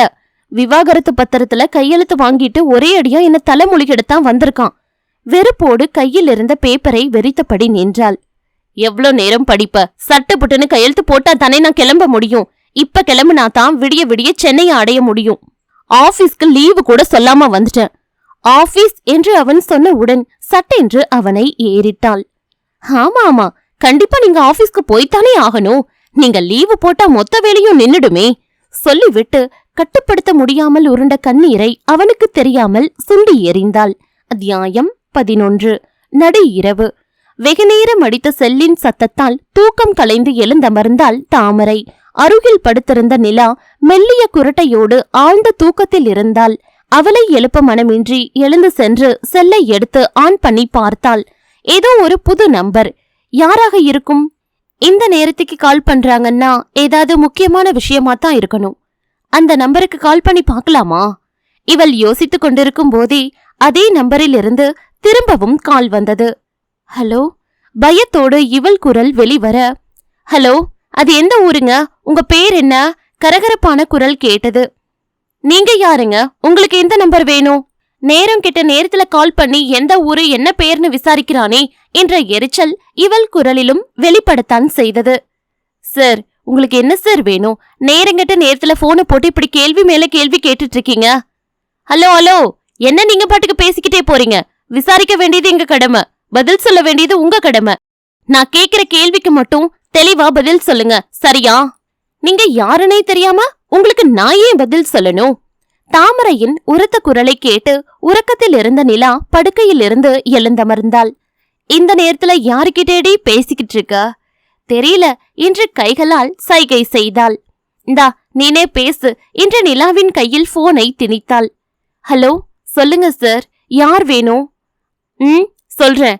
நீ யாருமா? இப்ப பேசின பொண்ணோட அக்காவா? இல்ல சார், அவளோட ஃப்ரெண்டு. என் பேரு நிலா. ஓ, நீதான் நிலாவா?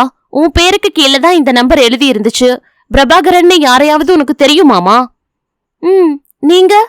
நான் திண்டுக்கல் போலீஸ் ஸ்டேஷன்ல இருந்து இன்ஸ்பெக்டர் பாலமுருகன் பேசுறேன். சார், என்ன விஷயம்? சார், பிரபாகரன் என் ஹஸ்பண்ட் தான் சார். அவருக்கு என்னாச்சு சார்? பேச்சு வராமல் உடல் நடுங்கியபடி கேட்டாள்.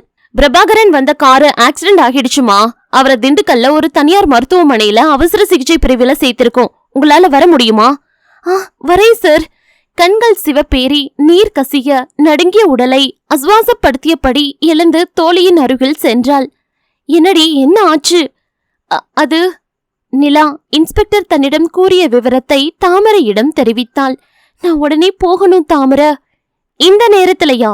பஸ் கூட கிடைக்காதே, கொஞ்சம் விடியட்டுமே, சேர்ந்து போகலாம்.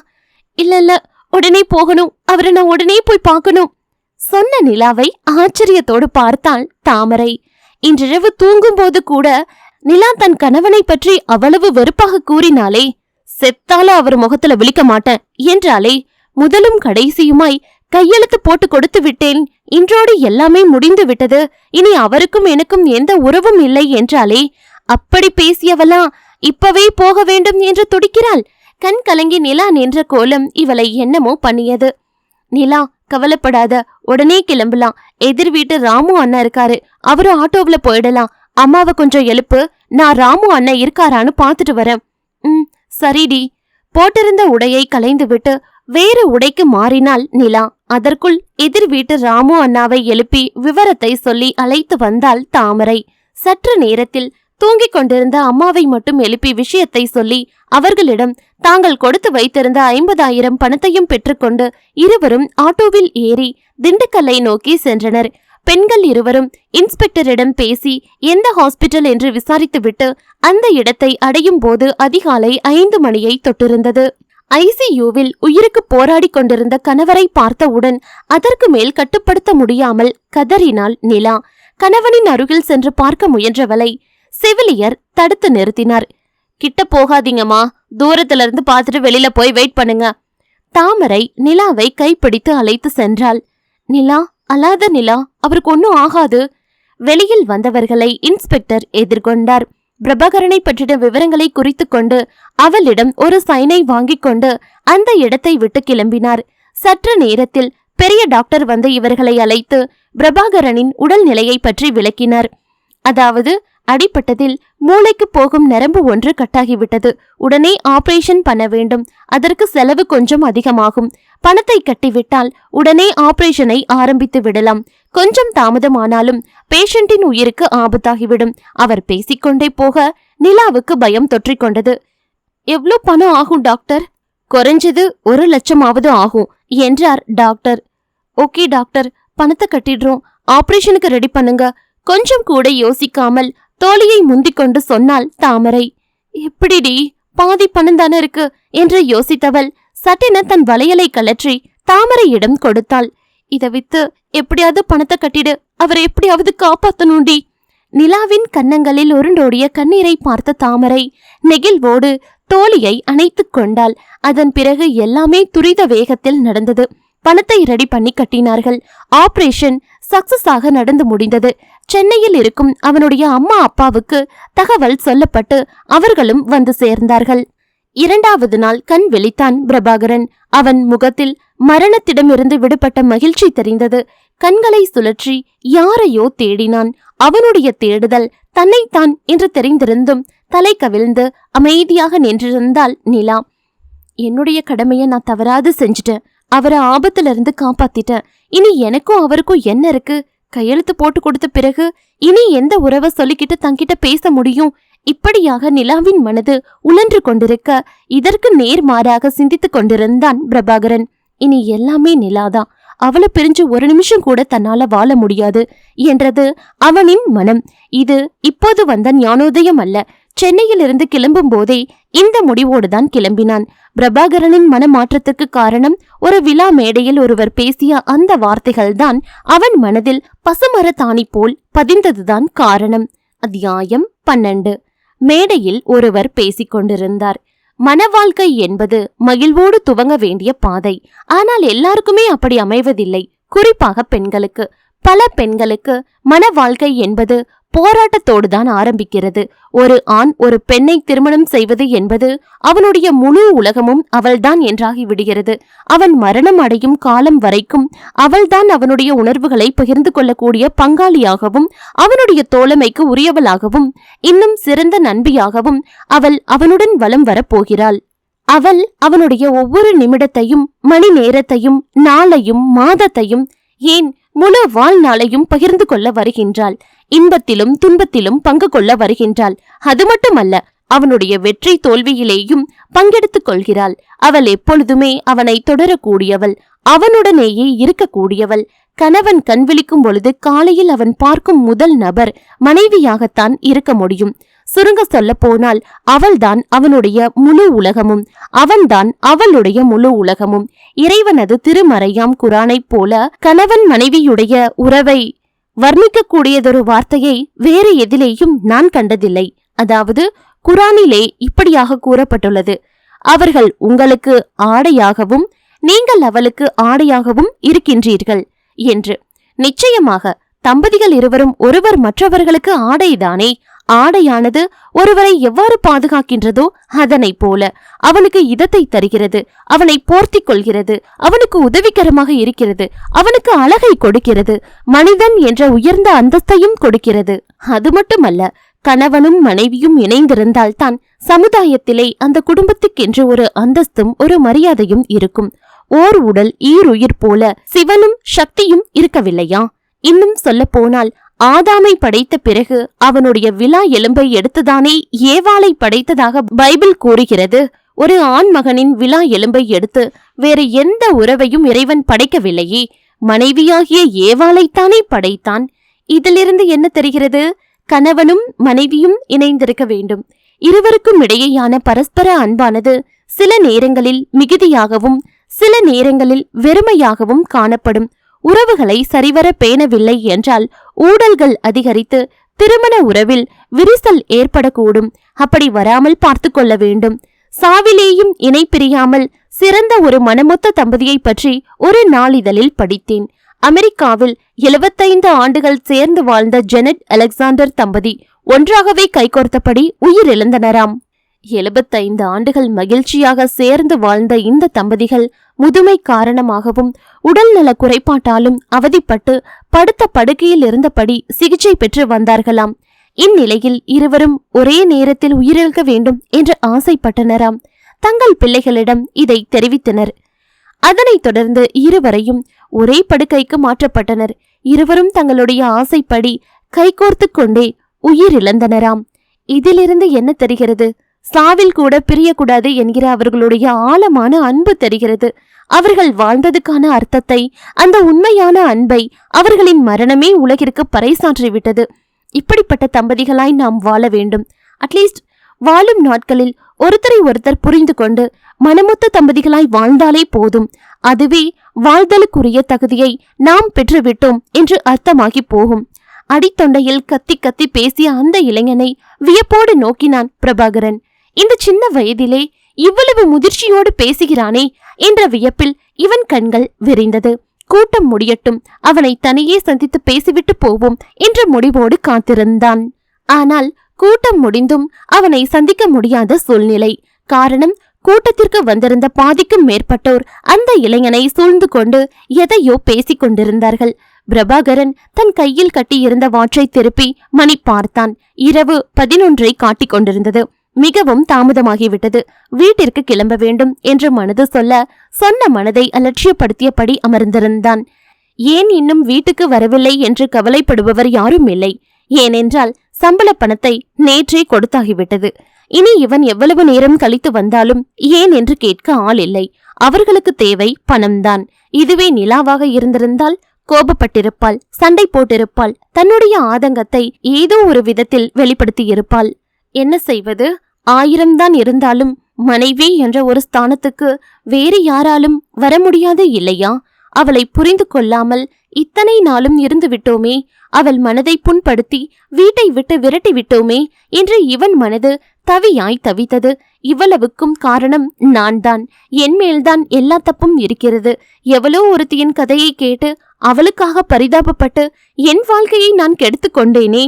இனிமேல் நான் கெஞ்சினாலும் மண்டியிட்டு மன்னிப்பு கேட்டாலும் என் நிலா எனக்கு கிடைக்கப் போவதில்லை. என் விரலை எடுத்து என் கண்ணை நானே குத்திக் கொண்டேனே. தப்பு என்மேல்தான் இருக்கிறது. என்ன பண்ணுவது? எல்லாம் முடிந்த பிறகுதான் புத்தி வருகிறது. இந்த புத்தி முன்னமே இருந்திருந்தால் இப்படி வீட்டில் இருந்த லக்ஷ்மியை விரட்டி இருப்பேனா? நான் அவளுக்கு கணவனாக இருக்கிற தகுதியை இழந்து விட்டேன். இந்த பாவம் என்னை சும்மா விடாது. முதலும் கடைசியுமாக அவளிடம் ஒரு முறையேனும் மன்னிப்பு கேட்டுவிட வேண்டும். இவனுடைய மனதில் பலவித போராட்டம் சூழ்ந்து கொண்டிருக்க மேடையில் நின்றிருந்த கூட்டம் கொஞ்சம் கொஞ்சமாக விலகியது. அந்த இளைஞன் மட்டும் தனியாக நின்றிருந்தான். இதுதான் நல்ல தருணம் என்று பிரபாகரன் அந்த இளைஞனை நோக்கி சென்றான். பிரபாகரனை பார்த்து சிநேகமாக சிரித்தான் அந்த இளைஞன். இருவரும் கை குலுக்கிக் கொண்டார்கள். என் பேரு பிரபாகரன், உங்க பேரை தெரிஞ்சுக்கலாமா? ஓ கண்டிப்பா, என் பேரு மணிமாறன். சார், இதுக்கு முன்னாடி உங்களை எங்கேயோ பார்த்திருக்கேன் சார், ஆனா எங்கன்னுதான் ஞாபகம் வர மாட்டேங்குது. நெற்றி பொட்டை ஆட்காட்டி விரலால் அழுத்தி சற்று நேரம் யோசித்தான். ஞாபகம் வர மாட்டேங்குது. ஓகே, எங்க சார் ஒர்க் பண்றீங்க? அவன் கேள்விக்கு பிரபாகரன் பதில் சொன்னான். இருவருக்கிடையே பேச்சு நீண்டது. மிஸ்டர் மணிமாறன், உங்களுக்கு கல்யாணம் ஆகிடுச்சா? ஏன் கேக்குறேன்னா, இப்படி பொது சேவை, மீட்டிங், பட்டிமன்றம்னு போனா வீட்டுல இருக்கிற பொண்ணுங்களுக்கு பிடிக்காதே, அதனாலதான் கேட்டேன். மணிமாறன் பதில் ஏதும் சொல்லாமல் புன்னகைத்தான். நான் நினைக்கிறேன் உங்களுக்கு இன்னும் கல்யாணம் ஆகலன்னு. I'm correct? எஸ் எஸ் என்று மணிமாறன் சிரிக்க அவனுடைய சிரிப்பில் தன்னையும் இணைத்துக் கொண்டான் பிரபாகரன். ஒரு சில நிமிடங்களில் இருவரும் இயல்பாக பேசத் தொடங்கினர். அத்தியாயம் 13. ஓரிரு நாட்களில் இருவரும் நல்ல நண்பர்களாகிவிட்டார்கள். பிரபாகரனை தேடிக்கொண்டு அவன் வீட்டிற்கு செல்லும் அளவுக்கு மணிமாறனுக்கு நட்பு நெருக்கமாகி இருந்தது. பிரபாகரனை பொறுத்தவரை மணிமாறன் ஒரு ஆச்சரியத்திற்குரிய மனிதன். எவ்வளவு பெரிய விஷயத்தையும் சர்வசாதாரணமாக பேசி சரி பண்ணக்கூடிய திறமை பெற்றவன். உலகத்தில் உள்ள எதை பற்றி கேட்டாலும் அதை பற்றி தெளிவாக சொல்கிறான். எல்லா தொழில்களையும் கற்று வைத்திருக்கிறான். எந்த தொழில் செஞ்சா என்ன சார், செய்யும் தொழிலே தெய்வம் சார் என்கிறான். கடப்பாரை பிடித்த கைகளுக்கு கம்ப்யூட்டர் எங்கு தெரிய போகிறது என்று இவன் நினைத்தால் அரை மணி நேரத்திலே கம்ப்யூட்டர் பற்றின முழு விவரத்தையும் இவனிடம் புட்டு புட்டு வைத்து இவனை ஆச்சரிய மிகுதியில் ஸ்தம்பிக்க வைத்து விட்டான். மணிமாறன் உண்மையிலேயே கிரேட் தான். முன்னமே இப்படி ஒரு நண்பன் கிடைத்திருந்தால் என் வாழ்க்கை மேன்மைப்பட்டிருக்கும். தவறான சிந்தனையின்றி தெளிவான பாதையில் சென்றிருப்பேன். இவனைப் போல ஒரு திறமையான கணவனாக நான் இருக்க வேண்டும் என்றுதான் நிலா ஆசைப்பட்டாள். இதனால் வரை அவளுடைய எந்த விருப்பத்தையும் நான் நிறைவேற்றவில்லை. எது கேட்டும் நான் வாங்கி கொடுத்தது இல்லை. நான் காரில், அதுவும் விலையுயர்ந்த காரில் வலம் வருகிறேனே, அதுவும் அவள் போட்ட பிச்சைதான். மகாராணி போல முன் இருக்கையில் அமர வேண்டியவளை பின்னால் அமர சொல்லி எத்தனை முறை கடுகடுவென்று பேசியிருப்பேன். அப்போதெல்லாம் அவள் மனம் எப்படியெல்லாம் வருந்தி இருக்கும். கலங்கிய கண்களோடு தலை கவிழ்ந்திருக்கும் அவளை பார்த்து எத்தனை முறை உள்ளுக்குள் நான் மகிழ்ந்திருப்பேன். ச்ச, அதையெல்லாம் இப்ப நினைச்சா ரொம்பவும் வேதனையா இருக்குது. எவ்வளவு மோசமான சாடிஸ்டா நான் இருந்திருக்கேன். இப்படிப்பட்ட என்ன அவ மன்னிச்சு ஏத்துக்குவாளா? கடவுளே, நிலா மனது மாறி என்கிட்ட வந்துட்டா அதை விட பெரிய சந்தோஷம் வேற எதுவும் இருக்க முடியாது. மனதுக்குள் குமைந்து கொண்டிருந்தவனை மணிமாறனின் குரல் தட்டி எழுப்பியது. பிரபாகரன் சார், நான் ஒன்னு கேட்டா தப்பா எடுத்துக்க மாட்டீங்களே? சொல்லுங்க மணிமாறன். அது உங்க வைஃப் உங்க கூட இல்லைங்களா? உங்க கூட சண்டை கிண்ட போட்டுக்கிட்டு அவங்க அம்மா வீட்டுக்கு போயிட்டாங்களா? ஏன் கேக்குறேன்னா, நான் 2 முறை உங்க வீட்டுக்கு வந்துட்டேன், அவங்கள பார்க்கவே இல்லையே, அதனாலதான் கேட்டேன். பிரபாகரன் இந்த கேள்வியை எதிர்பார்த்திருந்தான் போலும். அவனிடமிருந்து சட்டென்று பதில் வந்தது. ஆமா மணிமாறன், நீங்க நினைக்கிறது சரிதான். எனக்கும் அவளுக்கும் கொஞ்சம் பிரச்சனை. 1 மாசமா அவ என்னோட இல்ல. ஆனா அவ ரொம்பவும் நல்லவ. நான் தான் அவளை புரிஞ்சுக்காம கை நழுவ விட்டுட்டேன். அப்படியே நினைக்கணும் சார். ஈகோவை தள்ளி வச்சுட்டு அவங்க கிட்ட போய் நீங்க பேசலாமே, மறுபடியும் இணைஞ்சு வாழ முயற்சி பண்ணலாமே என்று சொன்ன மணிமாறனை நன்றியோடு நோக்கினான். அத பத்தி தான் யோசிச்சுக்கிட்டு இருக்கேன் மணிமாறன். சொன்னவனின் முகத்தில் நிலாவை நேரில் கண்டது போல் ஒரு பிரகாசம். முதல்ல கிளம்புங்க சார், அவங்கள சமாதானப்படுத்தி அழைச்சிட்டு வாங்க என்றான் மணிமாறன். இதோ உடனே கிளம்புற. போற வழியில ஆபீஸ்ல கொஞ்சம் ஒர்க் இருக்கு, அத முடிச்சிட்டு லீவு சொல்லிய பிறகு கிளம்பணும். ஆபீஸ் வேலைய முடிச்சிட்டு உங்களை டிராப் பண்றேன், வாங்களே. போகலாம் வாங்க. சற்று நேரத்தில் பிரபாகரனோடு அவனுடைய ஆபீஸுக்குள் நுழைந்தான். மணிமாறனின் மனது மகிழ்ச்சியில் திளைத்திருந்தது. கிட்டத்தட்ட வந்த வேலை முடிந்து விட்டது அல்லவா? நிலாவோடு அவள் கணவனை சேர்த்து வைக்கத்தானே சென்னைக்கே வந்தான். காஞ்சிபுரத்தில் கோவில் வேலை பாதியிலேயே நிற்பது மனதுக்கு வருத்தமாகத்தான் இருக்கிறது. என்ன செய்வது? அதற்கு முன் ஒரு நல்ல காரியம் செய்வதை கடவுள் ஒருபோதும் கண்டிக்க மாட்டார், மன்னித்து அருள் கொடுப்பார் என்றது இவன் மனம்.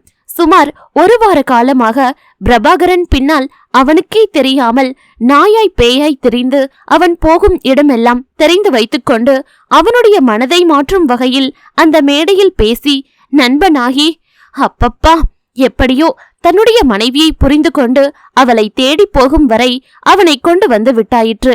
இனி அவன் பாடு நிலா பாடு. ஆபீஸுக்குள் இருவரும் நுழைந்தவுடன் பிரபாகரனை தேடிக்கொண்டு வந்தாள் அந்த பெண் உமா. பிரபாகரனின் அருகில் மணிமாறனை பார்த்தவுடன் அவள் முகம் கருத்தது. உங்ககிட்ட கொஞ்சம் பேசணும் என்றாள், பிரபாகரனையே வைத்த கண் வாங்காமல். ஓ சாரி மேடம், இப்ப எனக்கு டைம் இல்ல. என் மனைவியை அழைச்சிட்டு வர்றதுக்காக நான் ஊருக்கு போறேன். எதுவா இருந்தாலும் வந்த பிறகு பேசுறேன். இப்ப நீங்க கிளம்பலாம். முகத்தில் அறை வாங்கியது போல இருண்டு போனது அவள் முகம். கோபத்தோடு இருவரையும் முறைத்துவிட்டு கதவை படீரென்று அரைந்து சாத்திவிட்டு வெளியேறினாள். சாரி மணிமாறன், இது ஒரு பெருந்தொல்ல. புரியுது சார், இதையெல்லாம் பெருசா எடுத்துக்காதீங்க என்றவன் கடந்த 2 நாட்களாக அவளுக்கு போனை போட்டு, பிரபாகரன் சார் பக்கம் இனிமே திரும்பின உயிரோட வீடு போய் சேர முடியாது, காரை ஏத்தி கொன்னுடுவன்னு என இவன் லேண்ட்லைனில் இருந்து பேசியது பாவம் பிரபாகரனுக்கு தெரிய வாய்ப்பே இல்லை. ஆபீஸ் வேலையை முடித்துக்கொண்டு போகும் வழியிலே மணிமாறனை அவன் தங்கி இருக்கும் ஹோட்டல் ரூமில் இறக்கிவிட்டவன், நிலாவோட வந்து உங்களை பாக்குறேன் என்று சொல்லி கை குலுக்கி விட்டு கிளம்பினான். திண்டுக்கல்லை நோக்கி கார் பயணப்பட்டது. பாதி தூரம் சென்ற பிறகு அவனுடைய போன் ரிங்கானது. அவள் உமாதான். ஆபீஸில் இருந்து அழைத்தாள். ச்ச, கோபத்தோடு போனை ஆன் பண்ணினான். ஹலோ மிஸ்டர் பிரபாகரன், உங்களோட வந்தது யாரு? உங்க மனைவியுடைய காதலனா? ஏய், என்ன உளர்ற? அது என் நண்பன் என்றான். அப்படி நினைச்சுக்கிட்டா உலகத்திலேயே நீங்க தான் பெரிய முட்டாள். ஏய், என்ன சொல்ற? உண்மையதான் சொல்றேன். அதுவும் அவன் கைப்பட எழுதி வச்சிருக்க டைரிய படிச்சுட்டு தான் சொல்றேன். அவன் உன் மனைவியோட காதலன். அத முதல்ல நீ புரிஞ்சுக்கோ. வேணும்னா எல்லா பக்கத்தையும் ஸ்கேன் பண்ணி உனக்கு மெயில் பண்றேன், அத படிச்சு தெரிஞ்சுக்கோ. போனை பட்டென்று கட் பண்ணினாள். பாவி, ஏதாவது ஒரு பிரச்சனையை உண்டு பண்ணிக்கிட்டே இருக்காளே என்று மனது அவளை சபித்தாலும் அவள் அனுப்பிய மெயிலை படித்து பார்க்க இவன் தயங்கவில்லை. அவள் சொல்வது உண்மைதான். பக்கத்துக்கு பக்கம் நிலாவை பற்றின வர்ணனை தொடர்ந்து கொண்டே இருந்தது. இடையில் 2-3 பக்கங்கள் வெறுமையாக இருந்தன. அதற்கு பிறகு நிலாவை அவர் கணவனோடு சேர்த்து வைக்க வேண்டும் என்ற ஒற்றை வரியில் முடித்திருந்தான். படித்துவிட்டு மொபைலை ஆஃப் பண்ணினான். காரை ஓரங்கட்டி விட்டு கண்களை இறுக்க மூடியபடி அமர்ந்திருந்தான். மணிமாறனின் மேல் அவனுக்கு கோபம் இல்லை. தன்னோடு நிலாவை சேர்த்து வைக்கத்தான் அவன் இங்கு வந்திருக்கிறான். அத்தியாயம் 14. தன்னை விட நிலாவுக்கு எல்லாவற்றிலும் பொருத்தமானவன் மணிமாறன் தான். ஒருவேளை நிலாவும் அவனை விரும்பி இருந்தால் அவள் ஆசைப்படி மணிமாறனோடு சேர்த்து வைத்து விட வேண்டியதுதான் என்ற முடிவோடு எப்போதோ வாங்கி வைத்திருந்த விவாகரத்து பத்திரத்தை தன் பேக்கில் இருந்து எடுத்து வைத்தான். தன் ஆசையையும் எண்ணத்தையும் மறைத்து வைத்தபடிதான் நிலாவை தேடி பூஞ்சோலைக்கு வந்தான். ஆனால் இவன் நினைத்ததற்கு எதிர்மாறாக அவள் கையெழுத்து போட்டு கொடுக்கவும் இவனுடைய கனவு பொடி பொடியாக நொறுங்கி போனது. வேணாங்க, இந்த விவாகரத்தெல்லாம் வேணாம், உங்களோட சேர்ந்து வாழ நான் ஆசைப்படுறேன் என்று அவள் ஒரு வார்த்தை சொல்லி இருந்தால் அவள் காலடியே சரணம் என்று விழுந்திருப்பேனே என்று இவன் மனம் ஏங்கியது. எல்லாம் நல்லதுக்குத்தான். 1 வருஷம் வாழ்ந்த பிறகும் இவனை அவளோ அவளை இவனோ புரிஞ்சுக்கிட்டதா தெரியலையே. ஆனா 1 மாச பழக்கத்திலேயே அவளுக்கு என்னென்ன பிடிக்கும் என்னென்ன பிடிக்காதுன்னு பக்கம் பக்கமா எழுதி வச்சிருக்கானே அந்த மணிமாறன். அப்படின்னா அவ மேல எவ்வளோ அன்ப வச்சிருக்கணும். இப்படி பலவிதமான எண்ணத்தோடு மனம் போன போக்கில் காரை ஓட்டியபடி வந்தான். அப்போது மீண்டும் அவளிடமிருந்து போன் வந்தது. அந்த போனை அட்டன் பண்ண இவன் விரும்பவில்லை. காரணம், அவளுடைய மனநிலை சரியில்லை. தன்னை எப்படியாவது பழிவாங்க வேண்டும் என்ற எண்ணத்தில் இருக்கிறாள். இல்லை என்றால் இப்படி தொடர்ந்து போன் பண்ணி கொண்டிருப்பாளா? தெரிந்தோ தெரியாமலோ அவளை காதலித்த பாவம், 5 வருடம் அவளுடன் பழகிய பழக்கம், இதெல்லாம் தான் நிலா என்னை விட்டு பிரிய காரணம். அவளை முதலில் பார்த்தபோது அவள் அழகில் மயங்கியது உண்மைதான். சாதாரண பழக்கம் ஒரு குறிப்பிட்ட காலகட்டத்தில் மிகவும் நெருக்கமாக மாறியது. ஆனால் தவறு எதுவும் நிகழ்ந்துவிடக் கூடாது என்பதில் இவன் கவனமாகத்தான் இருந்தான். ஆனால் அவள் அப்படி நினைத்தது போல் தெரியவில்லை. வெளிநாட்டில் எல்லாம் கல்யாணம் ஆகாமல் சேர்ந்து வாழவில்லையா, இதில் என்ன தப்பு இருக்கு என்று பிரபாகரனின் மனநிலையை மாற்ற முயற்சி செய்தாள். அந்த நேரம் பார்த்துதான் ஆபீஸ் பண கையாடலில் இவன் மாட்டிக்கொண்டது. அர்ஜென்டாக பணம் தேவைப்படவே வேறு வழியின்றி அவசரமாக நிலாவை திருமணம் செய்ய வேண்டிய கட்டாயம். பணம் மட்டுமே தேவையாக இருந்த அந்த நேரத்தில் நிலாவை பற்றியோ அவளுடைய மனநிலையை பற்றியோ புரிந்து கொள்ள தவறிவிட்டான். நெருங்கி வந்த நிலாவை நிராகரித்தானே தவிர அவளுடைய அன்பை இவன் கண்டு கொள்ளவே இல்லை. சில மாதங்கள் இப்படித்தான் கடந்தது. பிரபாகரன் தன் மனைவியோடு அந்யோன்யமாக இல்லை என்பதை புரிந்து கொண்ட உமா மீண்டும் அவனோடு வலிய வந்து பேச ஆரம்பித்தாள். இரவு நேரங்களில் செல்போனில் சாட் பண்ண தொடங்கினாள். அவளிடமிருந்து வரும் மெசேஜ் எல்லாம் மிகவும் அபத்தமாகவும் தவறாகவும் தான் இருக்கும். பிரபாகரனுக்கு அது பிடிக்காதுதான். ஆனாலும் அதற்கு ரிப்ளை பண்ணிக்கொண்டுதான் இருந்தான். ஒரு நாள் இரவு 12 மணி இருக்கும். தொடர்ந்து அவன் போனில் மெசேஜ் வந்து கொண்டே இருந்தது. அப்போது பிரபாகரன் ரெஸ்ட் ரூமில் இருந்ததால் நிலா போனை ஆன் பண்ணி பார்த்தாள். அதில் வந்திருந்த மெசேஜ் மிகவும் கீழ்த்தரமாகவும் அருவருக்கத்தக்கதாகவும் இருக்கவே, ச்சே, இவ்ளோ மோசமா அனுப்பியிருக்காளே, இத பத்தி இவர்கிட்ட கேட்கலாமா என்று நினைத்து கொண்டே இருக்கையில் ஒரு போட்டோ ஒன்று அவளிடமிருந்து வரவே அதை பார்த்தவள் அதிர்ச்சியில் உறைந்து போனாள்.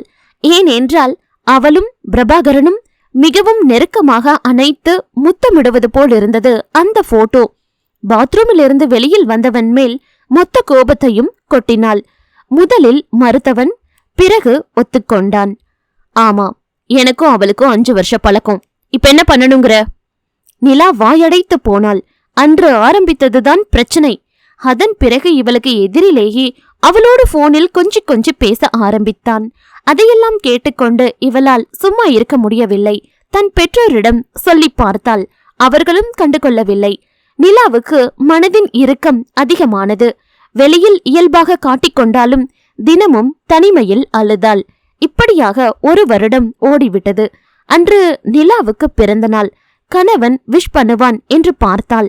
அவன் கண்டு கொண்டதாகவே தெரியவில்லை. ஆபீஸுக்கு கிளம்பி சென்று விட்டான். ஒவ்வொரு பிறந்த நாளுக்கும் கோவிலுக்கு போவது இவளுடைய வழக்கம். அன்று மாலை கோவிலுக்கு போனவள் அங்கு நெருக்கமாக அமர்ந்திருந்த ஒரு ஜோடியை கடந்து சென்றாள். சட்டென்று பொறி தட்டவும் அந்த ஜோடியை திரும்பி பார்த்தாள். நிலா தலையில் இடியே விழுந்து விட்டது போன்ற ஒரு அதிர்ச்சி. அது வேறு யாரும் அல்ல, அந்த ஆண் அவள் கணவன் பிரபாகரன் தான். கண்கள் குளமாக சாமியும் வேண்டாம் ஒன்னும் வேண்டாம் என்று திரும்பி வீட்டிற்கு வந்து விட்டாள். இனியும் பொறுமையாக இருப்பதில் எந்த பிரயோஜனமும் இல்லை. வீட்டை விட்டு வெளியேற வேண்டும் என்ற முடிவோடு அன்று இரவு கிளம்பி வந்தவள்தான். நிலா பிரிந்து வந்த இந்த 1 மாதத்தில் மனைவியின் அருமையை பிரபாகரன் புரிந்து கொண்டான். நிலாவிடமிருந்து தன்னை பிரிப்பதற்காகத்தான் வேணுமென்றே தவறான மெசேஜ் அனுப்பி இருக்கிறாள் என்பதையும் புரிந்து கொண்டான். பலவிதமான மன உளைச்சலோடு காரை ஓட்டி வந்தவன் எதிரில் வந்த அரசு பஸ்ஸை கவனிக்க தவறிவிட்டான். காரும் பஸ்ஸும் நேருக்கு நேர் மோதிக்கொண்டது. பெரும் சத்தத்தோடு அந்த விபத்து நடந்து முடிந்து இன்று ஆஸ்பத்திரியில் படுத்த படுக்கையில் பிரபாகரன் கண்களை அசைத்து நிலாவை அருகில் வருமாறு அழைத்தான். மனம் இலகிப்போன நிலா அவன் அருகில் சென்றாள். அவன் வாய் எதையோ 2 முறை முணுமுணுத்தது. ஓசை இல்லாவிட்டாலும் சாரி நிலா என்பதை அவன் வாய் அசைவில் இருந்து இவள் புரிந்து கொண்டாள். கண்கள் பணிக்க அவன் கைகளை பற்றினாள். எல்லா துன்பமும் விலகிவிட்டது போன்று இருவர் முகத்திலேயும் ஒரு தெளிவு தென்பட்டது. அதன் பிறகு எல்லாமே நல்ல முறையில் சென்றது. சிகிச்சையை விட மனைவியின் அருகாமை தந்த உற்சாகத்தில் சீக்கிரமாகவே குணமாகி எழுந்து நடந்தான். சுமார் 1 வார காலத்திற்கு பிறகு முழுவதுமாக குணமாகி ஹாஸ்பிட்டலில் இருந்து டிஸ்சார்ஜ் ஆகினான் பிரபாகரன். நிலா, டிஸ்சார்ஜ் ஆகியாச்சு, சென்னைக்கு கிளம்ப வேண்டியதுதான். என் கூட வரியா இல்ல வேற ஏதாவது பிளான் வச்சிருக்கியா கேட்ட கணவனை அமைதியாக ஏறிட்டாள். தாமரை வீட்டுக்கு போய் அவகிட்ட சொல்லிட்டு கிளம்பிடலாமே. ஓ தாராளமா. உன் தோழிக்கிட்ட சொல்லாம போறது நாகரிகம் இல்ல. அவங்க வீட்டுக்கு போயிட்டே கிளம்பலாம். ஆக்சிடென்ட் ஆன கார் சரி பண்ண கொடுத்திருந்ததால் கால் டாக்ஸியை ரெடி பண்ணி கொண்டு இருவரும் பூஞ்சோலைக்கு கிளம்பினார்கள். புருஷன் பொண்டாட்டியாக இணைந்து சென்றதில் தாமரை வீட்டில் பயங்கர வரவேற்பு.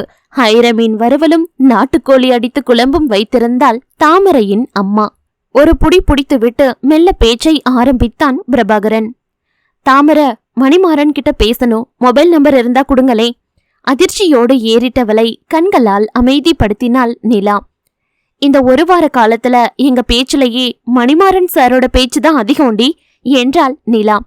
ஓ வாங்களே, மணிமாறன் அண்ணன் வீட்டுக்கே நேரா போயிடலாம். அதுவும் சரிதான் என்று மூவரும் அவனை தேடி அவன் வீட்டிற்கே சென்றனர். இவர்களை பார்த்தவுடன் முதலில் தடுமாறியவன் தன்னை சமாளித்துக் கொண்டு உற்சாகமாக வரவேற்றான். வாங்க வாங்க பிரபாகரன் சார், முதல்ல என்ன நீங்க மன்னிக்கணும் என்று தலைகுனிந்தான். அந்த மன்னிப்பை நான் கேட்கணும் என்றான் பிரபாகரன். இப்படி மாறி மாறி இருவரும் பேசிக்கொண்டிருக்க தோழிகள் இருவரும் தோட்டத்து பக்கம் நழுவினர். அங்கு மலர்ந்திருந்த மலர்கள் இவர்களை பார்த்து சிரித்தது. தாமரை, உன் கல்யாண செலவை அவர் ஏத்துக்கிறேன்னு சொல்லிட்டாரு. இனி அதை பத்தி கவலைப்படாதேடி. அதெல்லாம் ஒன்னும் வேண்டாம், நீ நல்லா இருந்தா அதுவே போதும். மணிமாறன் அண்ணன் என் கல்யாணத்துக்காக 3 லட்சம் சேர்த்து வச்சிருக்குதான். எனக்கு உங்களை விட்டா யார் இருக்காங்கன்னு நேத்து வீட்ல வச்சு சொன்னிச்சா. நாங்க 3 பேருமே கண் கலங்கிட்டோண்டி. சரி வா போகலாம், நம்மள தேட போறாங்க. பிரபாகரன் வாசலில் நின்றிருந்தான். மணிமாறன் சார்கிட்ட சொல்லிட்டு வானிலா. தோ. உள்ளே பீரோவை திறந்து எதையோ எடுத்தான் மணிமாறன். அப்ப நான் கிளம்பட்டுங்களா? நிலா, உங்க கணவரோட நீங்க சந்தோஷமா வாழணும், அதுதான் என் ஆசை. இந்தாங்க, இத வச்சுக்கோங்க. ஒரு சின்ன பாக்ஸை அவளிடம் நீட்டினான். அதில் மெலிதான பிளாட்டினத்தால் செய்யப்பட்ட ஒரு பேபி செயின் இருந்தது. உங்களுக்கு குழந்தை பிறந்தா இத தாய்மாமன் சீரா போடுவீங்களா என்றான். அதை கேட்டவுடன் தன்னை கண்ட்ரோல் பண்ண முடியாமல் பொலப்பொலவென்று கண்ணீர் வடித்தாள். அழக்கூடாது நிலா, இந்த விழிகள் எப்போதும் சிரிச்சுக்கிட்டே இருக்கணும். கண்களை துடைத்தாள். வெளியில் வந்து கணவனோடு இணைந்து நடந்தாள். சற்று தூரம் சென்றவள் மெல்ல திரும்பி மணிமாறனை பார்க்க தலையை அசைத்து விழிகளால் அவளுக்கு விடை கொடுத்தான். கணவனின் கையோடு தன் கையை இணைத்தபடி மெல்ல நடந்தாள் நிலா. முற்றும்.